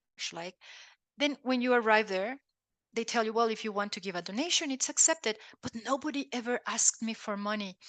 So that was also my good luck. Things have changed now. Now the current master does ask for money, at least in Mexico. I don't know about India, but my master passed away, so there's a successor now. But yes, this is how, yeah, how we supported ourselves. Well, the organization, how they supported meditators. Now, there's also not a lot of meditators. Right. Not a lot of people want to live their life and go, I go to an ashram to be in your room as many hours at least. I think my master was asking at least for 12 or 13 hours a day of meditation. Wow. So I know That's a I lot. just lately I realized, hey, I spent all of my 20s locked in a room in ashrams with my eyes closed, meditating. Uh, but that's something I really wanted, because I really wanted to meet God. I thought it's not going to be on me not to meet him if I don't meet him, because I'm going to put everything I can. I'm going to do everything I can to follow the instructions, right? Right. So this is how I spent those 27 and a half years. Eventually, I went back to Canada by myself, because we were in Canada. We separated. He went back to India. After a while, I came back to Mexico. I've been coming and going, something those of us with dual citizenship often do, come and go. So um, eventually I went back to Canada, and well, I had to still support myself, but I always wanted some time, some free time to meditate full time like I used to do in India. So I saved enough money to be able to afford 3 months without a job, without working, to support myself, so that I could do my own intensive meditation retreat at home. So I was living in Toronto, and I moved. I, God helped me to buy a house. So from Toronto, I moved to a different little town called Leamington, south of Detroit, about an hour south of Detroit. And I bought a house there. And when I had just moved, I said, this is my chance. I don't have a job yet, but I have savings. So before I start looking for a job and find it, I'm going to I'm going to finance my 3 months intensive meditation retreat like I used to do in India. So what I did that. I had been meditating for about 2 months already. As best as I could. I'm making this very short. Uh, by then, I mean, my description, I'm doing it very brief, because there's a few details, a lot of things that happened for me to get a house, like miracles. I'm referring to, like, little things that happen that is like, what? The law doesn't allow it, and it happened. Okay, that's great, right? So, um, any other question? I'm about to start about No, that day. I'm sorry. I sidetracked you. I was trying to get No, you no, no. back on That's no, track. no. That's good. I think your questions are important, because they may also be the same questions of some of your viewers. So they're welcome, Jeff. Whenever, Hmm. please feel free to interrupt. Okay. Okay. So this one day, it was snowing. It was January. It was actually January the 13th, 2017. I had my dogs with me. So it had been snowing a lot that winter. So I had to go take the dogs out, but for a short walk, just so that they would stay peaceful the whole day, and I would allow me to meditate. Otherwise, pets require attention. So I made sure they had their walk, they had already eaten. Um, so they were already peacefully resting.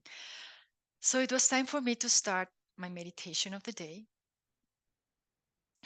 So I remember I was going to sit on the couch in my living room, but something told me, make sure to lean back. And I thought, why should I lean back? Because what I do is I sit cross-legged on the couch, but with my back straight. I don't lean back.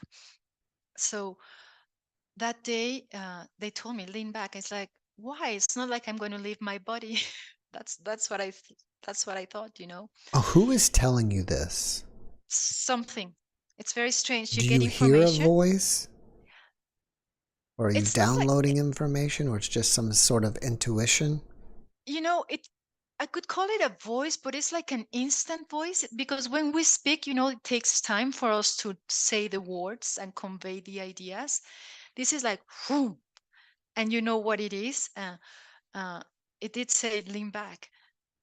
And perhaps now that you mentioned the voice, perhaps it was a voice, but it was like instant. It didn't take time for the words to be pronounced. It just said, and it just, you're right. I heard it, I perceived it, and I said, no, it's not like I'm going to leave my body. But they insisted, it's like, lean back, and I went, okay, if they're telling me to lean back is because there's danger that if I fall, well, of course, I can hurt myself. I had the table in front of you, that in the living room. So I thought, okay, I feel more comfortable without leaning back, but I'm going to make sure I'm properly sitting so that if the random thing happens that I leave my body will be safe. So I sat. I made sure I was not at the very front of the couch. um, I sat mostly in the middle, but I didn't want to lean back, so I was just sitting free. And I remember I closed my eyes as usual. You close your eyes, you focus here, you start with the repetition of the mantra.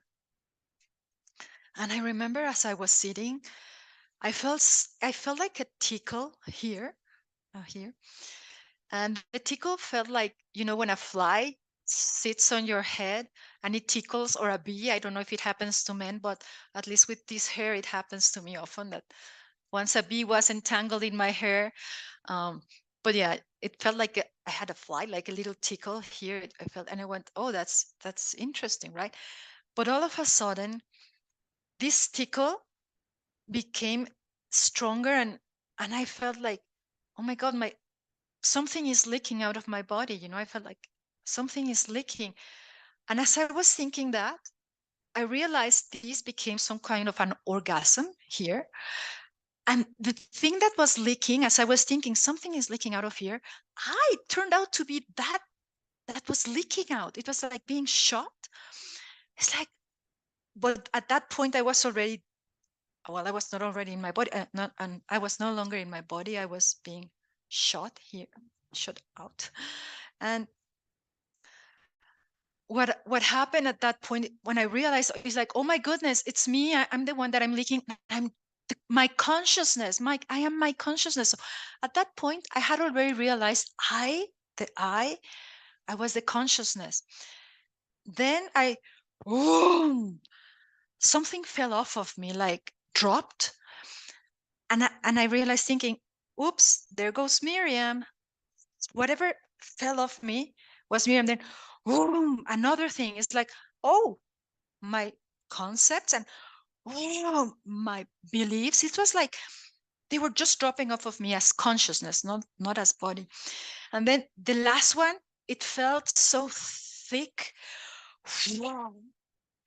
The creation, I couldn't believe it. So off of me fell first my personality, or who whom I thought I was, Miriam, my concepts, my ideas, my beliefs, and the last one was the creation. And it was so thick. And I remember as they were dropping off of me, they were disintegrating. There was like a void, and in that void I could see like the dust. They were disintegrated. They didn't exist. So I realized, uh, as the creation fell, I looked, as strange as it may be, I looked up, up. Jeff, there was this like an ocean. It was an ocean, but I call it an upside down ocean. Sorry, because when you go to the beach, you look at the ocean. The horizon is like here, and then the ocean is below, right? So it's like in the middle, and then, well, the ocean comes to your feet. This ocean, in my case, it started like here, and it would just go upwards and sideways. I wouldn't see the end up or down. And I remember when I saw it, it was luminous, like luminescence here.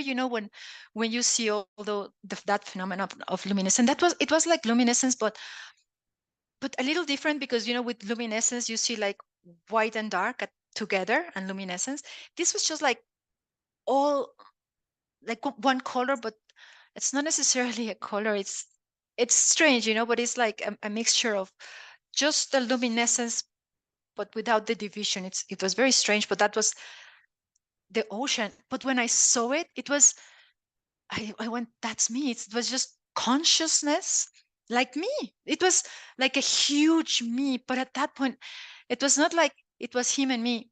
I was this little thing, this little drop that was in the body, a little drop. And this was the ocean. So it's like we were the same. We were the same thing, but that me was huge.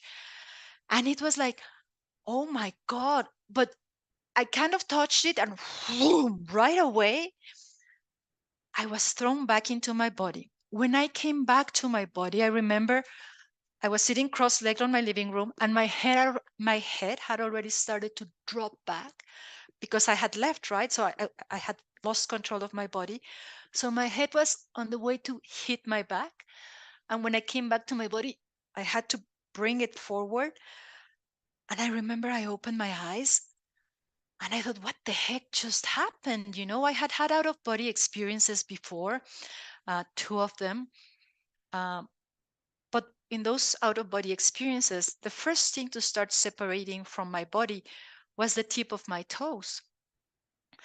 And then the whole body would continue. And then this was the last part to leave my body. But this time, it all it all went through here. And I remember thinking, what the heck was that? It's like, where was I? Um, in the path, when you get initiated, they tell you, as you progress in meditation, of course, out of body experiences are part of the meditation experience. Okay, you may or may not have out of body experiences, but you're still progressing. In my case, I only had two out of body experiences in my almost 28 years meditating.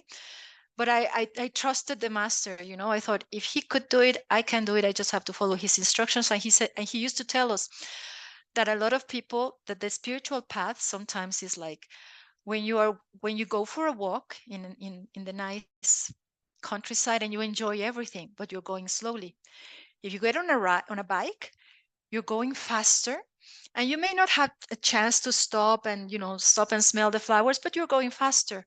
If you get on a car, you're going to go faster, but you're not going to be able to enjoy all the details. But if you get on an airplane, you're not going to see a thing, but you're going to go very fast.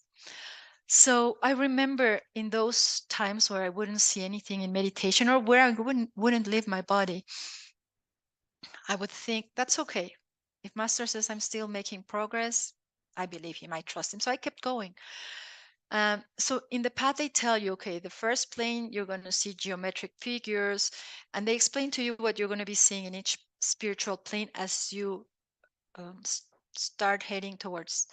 You're supposed to pierce the veil of the illusion and to find yourself as God. And that's what they tell you. Know yourself as God, right?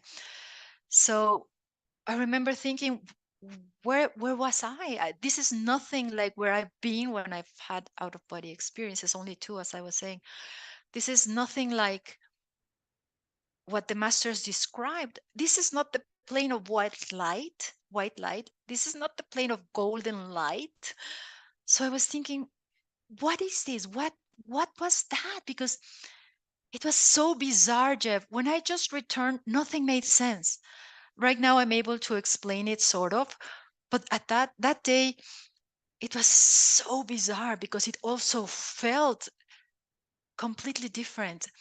So what I did was I started researching, and I started thinking, okay, somebody must have been here. So I started going on the internet, and I was thinking, okay, I need to find out an ocean, uh, a luminous ocean. And then I started finding references. the Buddha called it the luminous consciousness, I believe. The masters of the past called it the ocean of love. So I thought, I cannot believe it. I said, no, no, no, no, this is not possible. So I kept reading and I went, my goodness, did I just finish? Jeff, when that my mind realized that I couldn't stop, bawling. I was crying like crazy. And then something very strange, like I couldn't stop uh, breathing very fast, and deeply, constantly. I was crying like, I don't know, I was crying like for 3 months, of course, at night, because later on I did find a job, and whenever I was by myself, I couldn't believe what had happened. And I was thinking, okay, I need to be sure, like, because if I have not finished my my journey, I need to keep going. But then I remember again something telling me, like, because I was asking, where was I? And they said, well, was there light? And I said, no, there's no light. Was it dark? I said, no, it wasn't dark. Was there a sun, a moon? Was there uh, hatred? No. Was there love?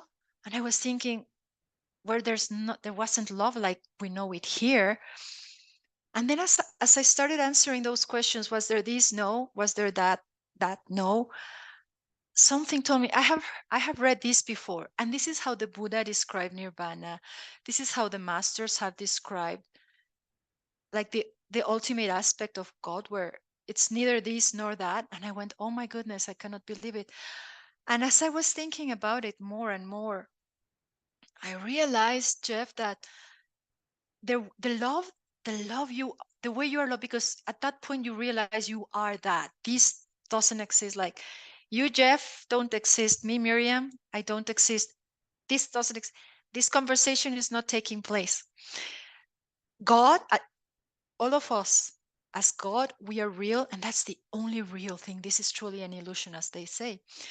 And the way you are loved over there is like, it's like a centrifugal force. It's like coherence. It's like attraction. It's like all together.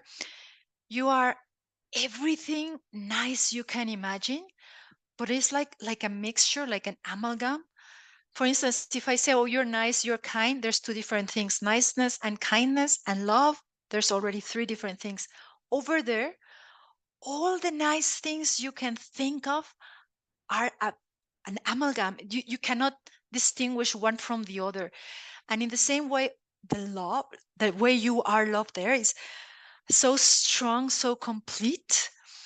Uh, then you understand why over here, when you love someone, you feel attraction, because love is attraction, and not necessarily sexual. Actually, not sexual attraction, is love that you care. It's caring love, is you want to help, is being nice, being empathetic, all the nice things. That's what that love is. And that's what we actually are, like, a love. Just then you begin to understand, everything everybody has told us, and all the experiences everybody has. We all are narrating the same thing in different ways and in different levels. Because, for instance, we can't deny there is love in the physical plane. There is love, but in a different way from when you go to the astral plane, which is different from when you go to the next plane, which is different from, a lot of people say, I merged with God. You were still you, and then God was God. Let me Over stop there, you. Let me stop you for yes, one moment here, because I keep thinking about this, and now is a good time as any to ask. yes. So you're in a black void or something, and you're seeing the upside down ocean. You're looking Mhm, up into an luminous ocean. Are you mhm. saying that this ocean is your higher self, infinite, or is it all of us collectively together? Over there, there's no us, but you and each one of, not only of us humans, of everything. We are, we can say we are it, or it is us. We are it, but there's no we, we're just it. Over there, it's just we or us, or it there's no duality, there's no other, there's nothing else but It's just you. one thing. Is that also God? And is that what you mean by that you finally got to meet God? Yes, when I came back and I started to digest the whole experience, I went, this is what we call God, in the Catholic Church, or actually in the Christian beliefs, the God is, well, it doesn't have a face, it's everywhere. He doesn't have a face. It's, it's very strange when I say he, it's not he, it's us, our real self. We as God are love, but not the, as I was saying, not the love we know here, but it's the nicest kind of love, because it's complete, and you're always joyful, you also are always peaceful. So each one of us and everything is it. And when I say is it, it feels strange. It's we are over, it's like the I am, but in Spanish it's very easy to say, it's just the soy. We don't have yo soy. I mean, we can say yo soy, I am. In English, if we could eliminate the I, and if we could understand some sort of a concept of just am, which implies that it's about you, it's not about the other person. That's what it is. There's nothing but you, but in a very nice, kind, complete way. There's nothing selfish about just being you, because you're it complete. Um, did that answer your question? Yeah, I think so. It kind of reminded me, when you were talking about that, it kind of reminded me, this is different, and I'm not Rastafarian, so I can't really make a confident analysis of what they're saying. But they say I and I. Instead of, you were talking about am and dropping the I, and Rastafarian, they talk about I and I. And I think it's kind of the God within me recognizing the God within you. So, but maybe it's the same thing, taking out the am, I and I. And you know what I mean? Does that make any sense to you? Yes, and I can understand, but when you say, when you're, so you mean I, and I meaning the other person is also I? Is Yeah. that what you mean? Yes.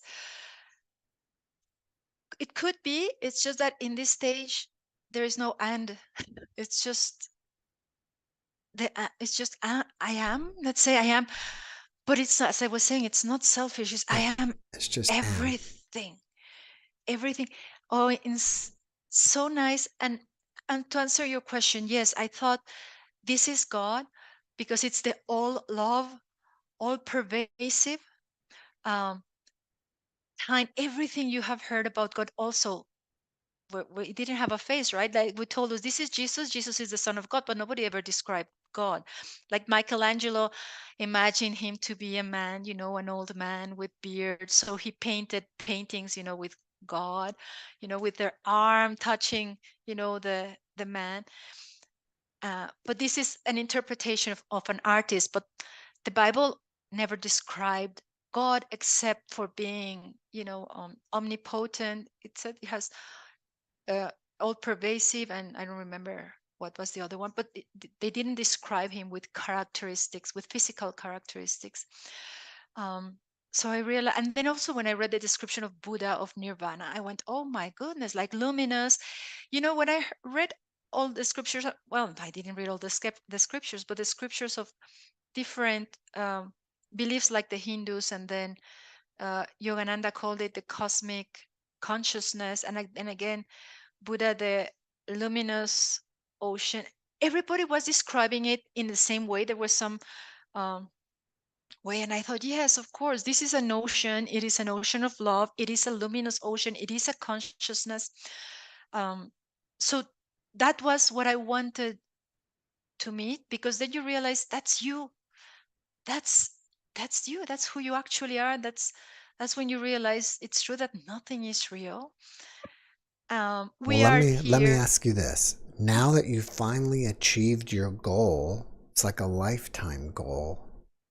How did you change after that? Oh my goodness. It was strange. It was different. It is very interesting, Jeff, because you don't expect anything. I mean, you don't know what to expect. You just go through life, right? And I realized there were some interesting things happening. For instance, well, one of the things that was really nice when I noticed, like whenever I laughed, it's like, ha ha ha. I felt like I was expanding and I was enjoying so much my laughter, the moments of joy, like, ha ha ha ha. It felt, oh, wow, this feels nice, right? But also, I remember one of the dogs, I don't remember if he was going to run to the street, all of a sudden. And I got really stressed and I got upset and I yelled at him. Oh my goodness, like I was angry. And I felt like something was stabbing me. It's like, oh my goodness, what happened? What happened? It's like I can no longer tolerate deep negative emotions. They hurt me. Uh, and it's not like I cannot have them. I just cannot take them seriously because it's like, why take it? Why would you get angry? God is in control of everything. God really is in charge of everything. Trust. So it's okay to get upset. I mean, I can, if I have deep negative emotions, if I experience them, they're gonna hurt me. So I don't like to be hurt. So it's like, okay, okay, okay. I won't get that mad. Another thing that happened was very strange.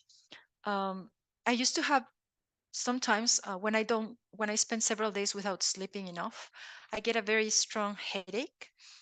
And at work, I had learned before I went through this phenomenon, and if I had these headaches, I learned to, I would try to locate the energy in my aura, and I would push it outside of my aura, and then the headache was gone. But it wouldn't be just like I was describing. It would take me some time, like a minute or two, to maneuver it outside of my aura, and then it was gone.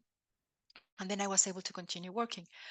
What happened here and what I realized, again by accident, was one day I was having a headache again, and for some reason I needed to have my attention fully in the physical body.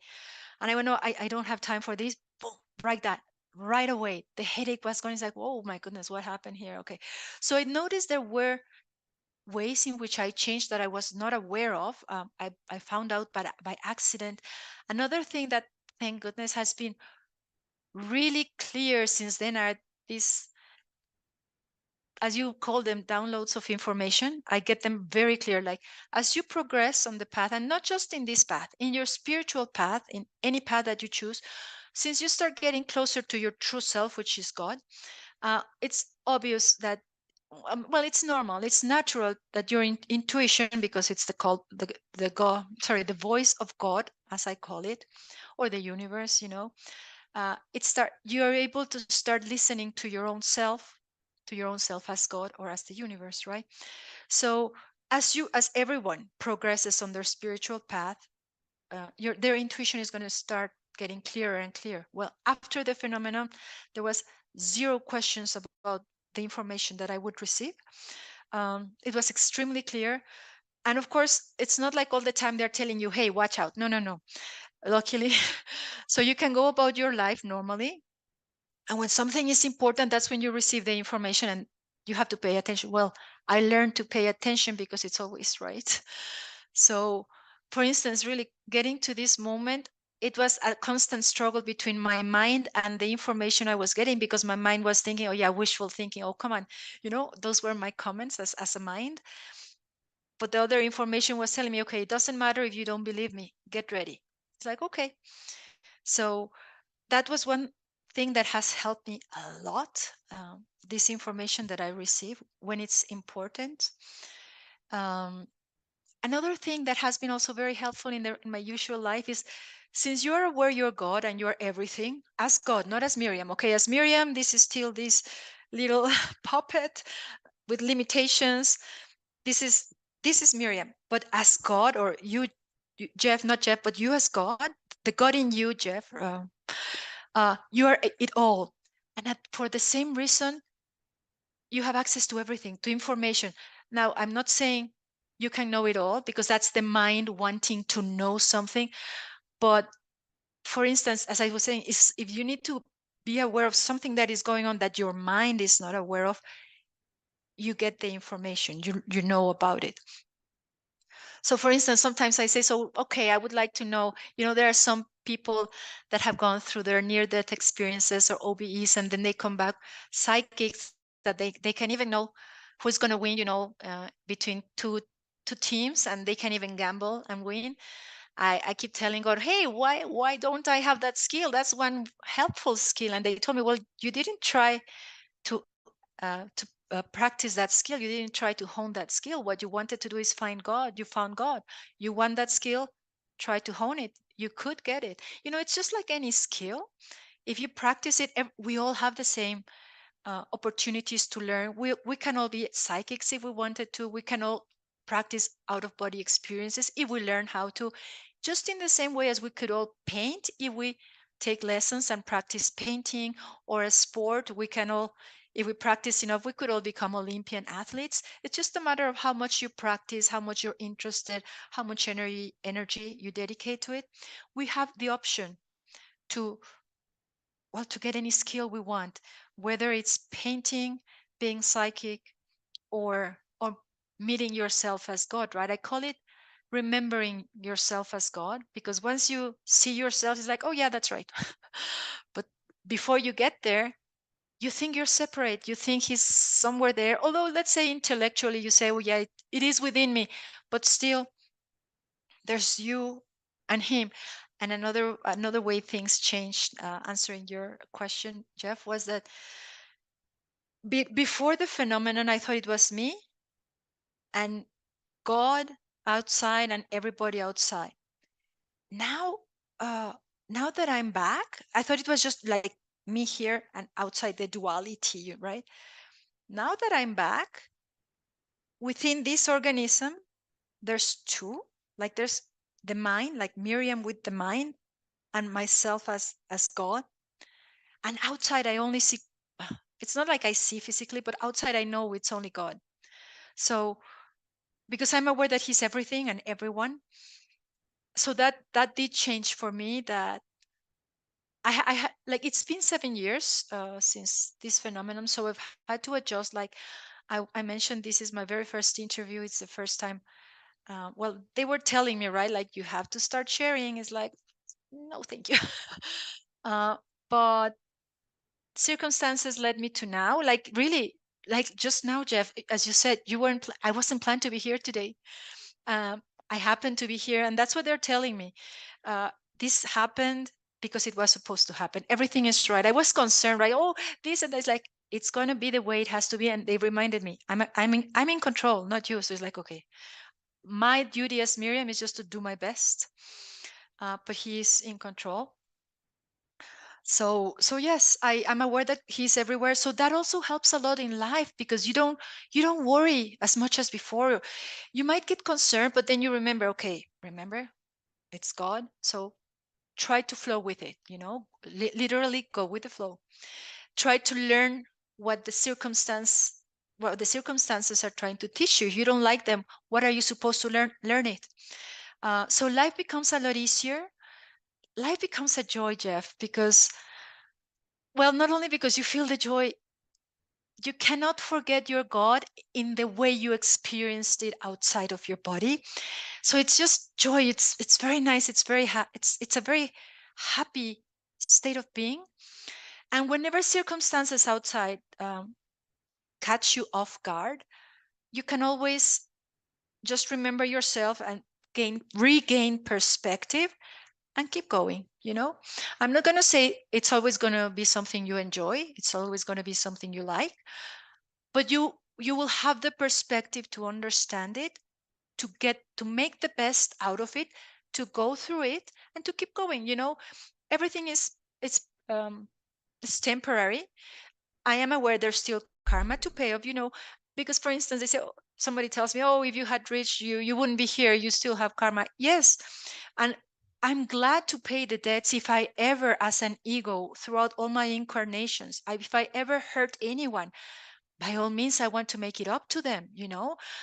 Now, as I am aware, I wouldn't hurt anyone on purpose. So if I ever did, yes, please let me make it up to them. If I have to pay karma, I'm happy. I'm happy to pay it and to make it up to that person, because I feel horrible right now, right? So And I'm sorry, do we still have time? Well, I just we don't have much time, and I wanted to ask you, after watching this podcast today, people may want to reach out to you and ask you questions. Are you open to that? yes, my email address for this type of questions would be Myriam, Myriam, Ocean O, so OCEANO, so it's basically just ocean in Spanish, at outlook.com. You can ask me questions. Yes, I'm happy. I'm going to be happy to answer all your questions.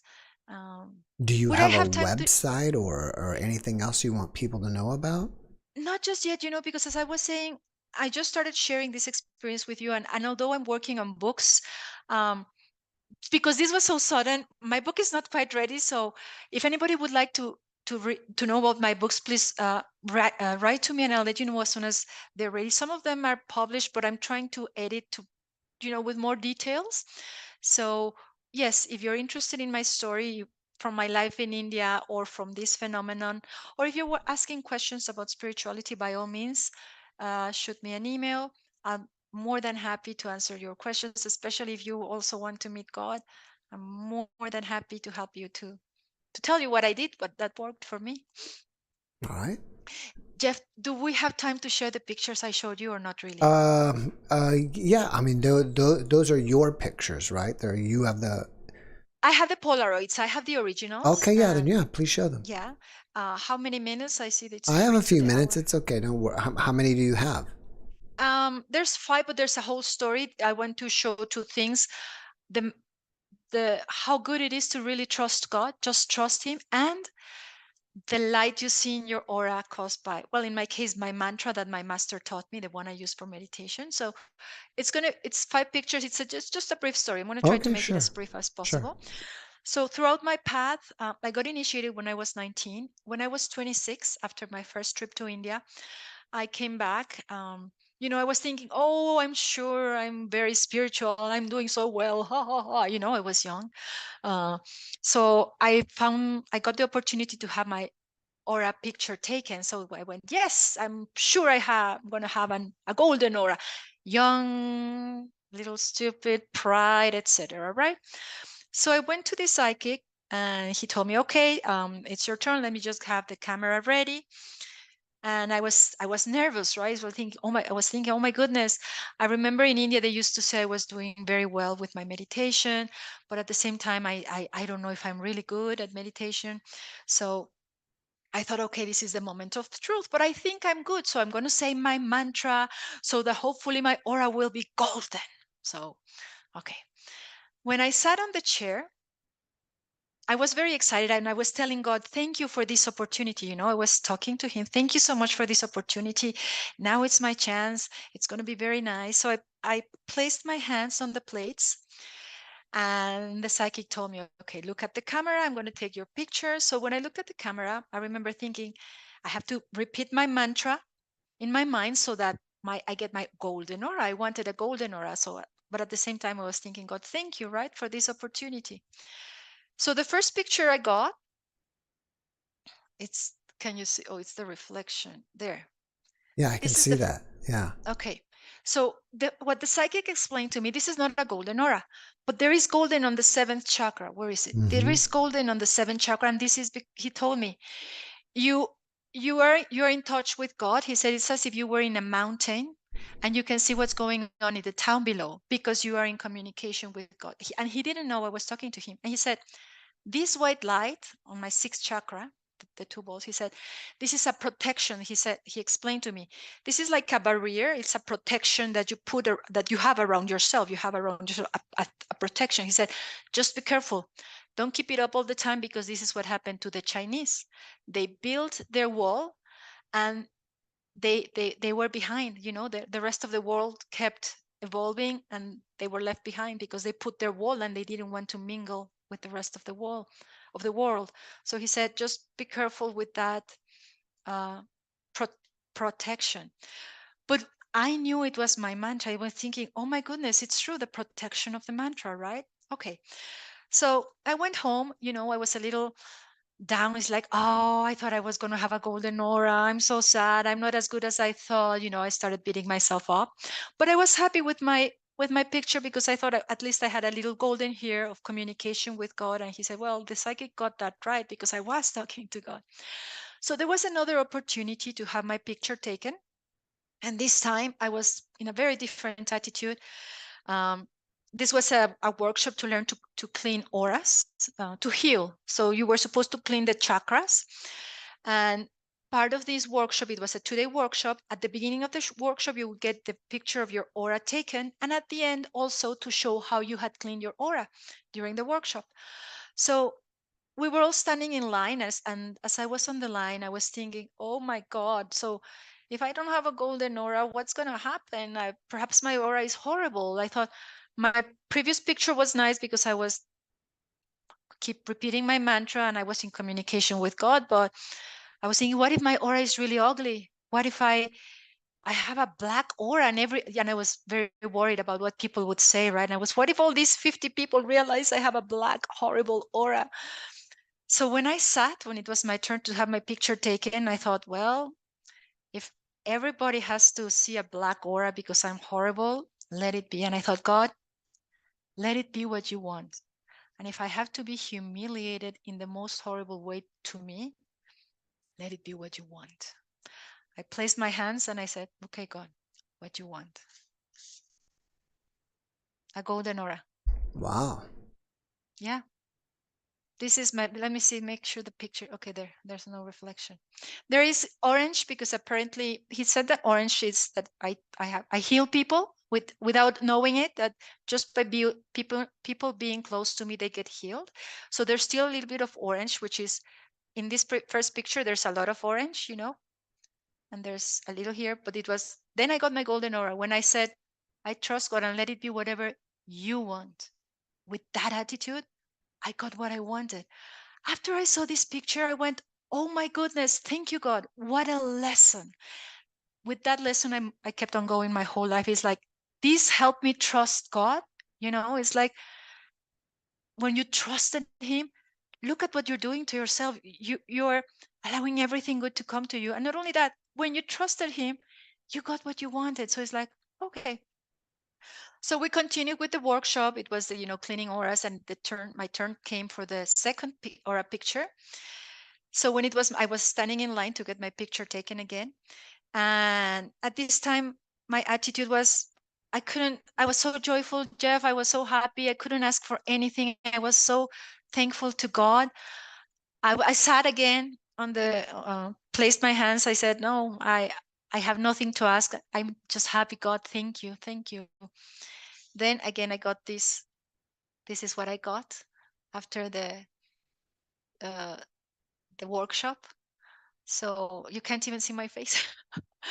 But again, this is with the attitude, right, of trusting God, being thankful to God. After this experience, is like, oh my goodness, I couldn't believe it. Then my ego took the best of myself. And then there was another opportunity, another workshop. And again, one picture before the workshop and another one after.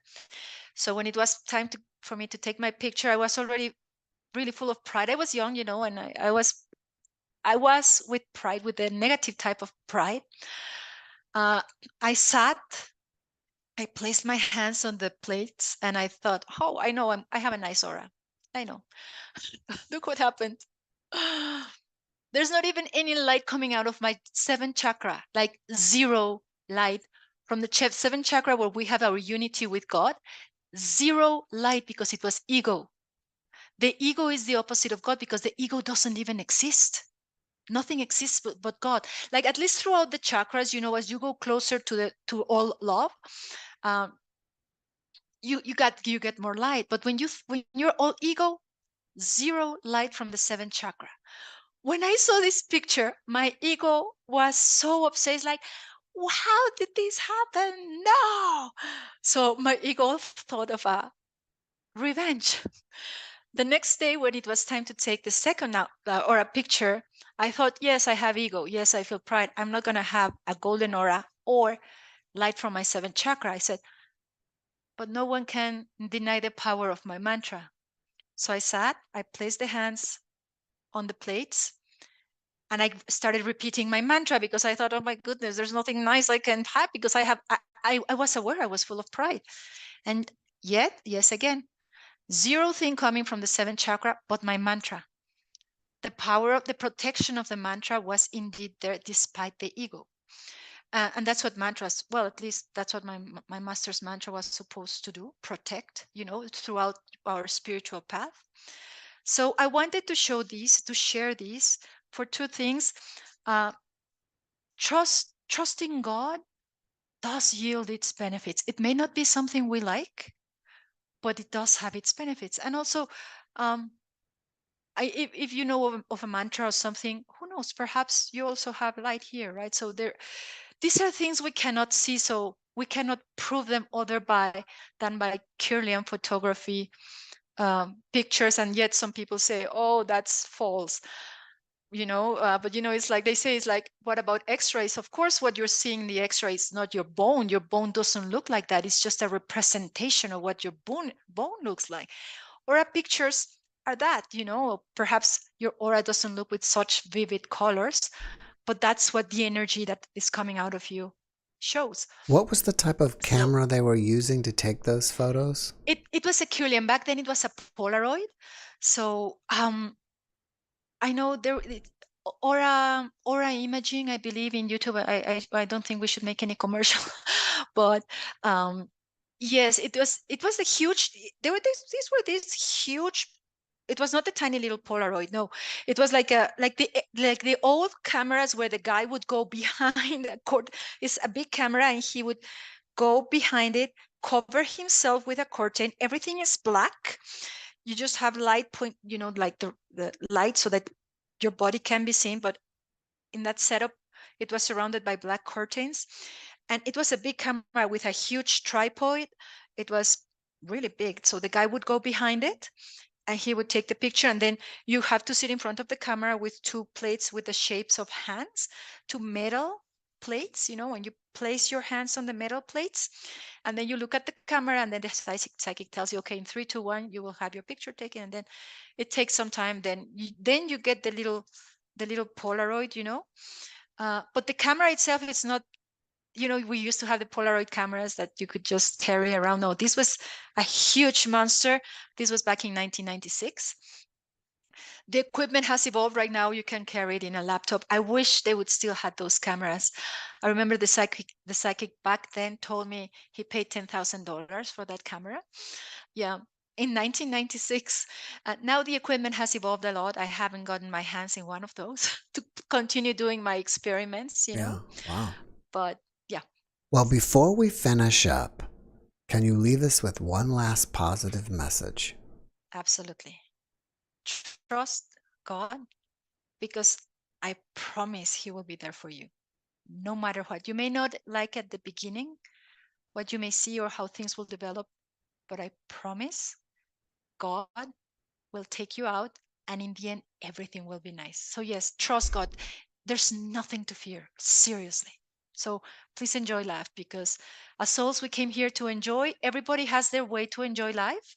In my opinion, as long as we respect others, go ahead and enjoy life. Whether you want to be a pilot, whether you want to meet yourself as God, whether you want to help dogs on the street, just enjoy life, because you deserve it. As God, you deserve it.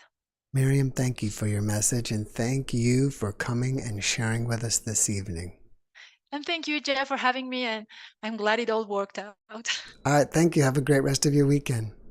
Thank you, you too, and everybody in the audience. Bye. Bye-bye. All right, a big round of applause for Miriam. And before we go, try not to make too much noise here. The little girl woke up. She wants to say hello before we go.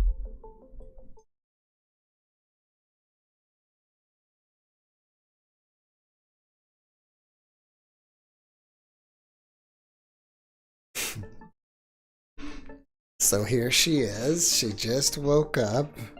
I was thinking about, we have an Instagram for Mika. We're so busy all the time. I was thinking, I should make like little videos of her, and she should have her own YouTube channel. Her own YouTube? No, Instagram, not YouTube. Yeah. Maybe we could make little shorts of her. Anyways. All right. So again, tomorrow night's guest is, his name is Jeff Harmon. And he's actually the husband of the guest that I had, Camille James Harmon, the actress from Hollywood that was in the movie Vice. This is her husband. And again, to let you know about him, he is a near-death experiencer. We talked about that. She has a big, and this little girl has a big yawn, so she's relaxed. He's a second generation astrologer, a paranormal researcher, and we talked about all kinds of stuff, especially about the different dimensions that are out there. Turn that down a little bit. So if you guys are really into dimensions and what's on the other side, then I think you will really enjoy that, or enjoy it. Otherwise, that was a great show tonight. I appreciate you guys all for coming.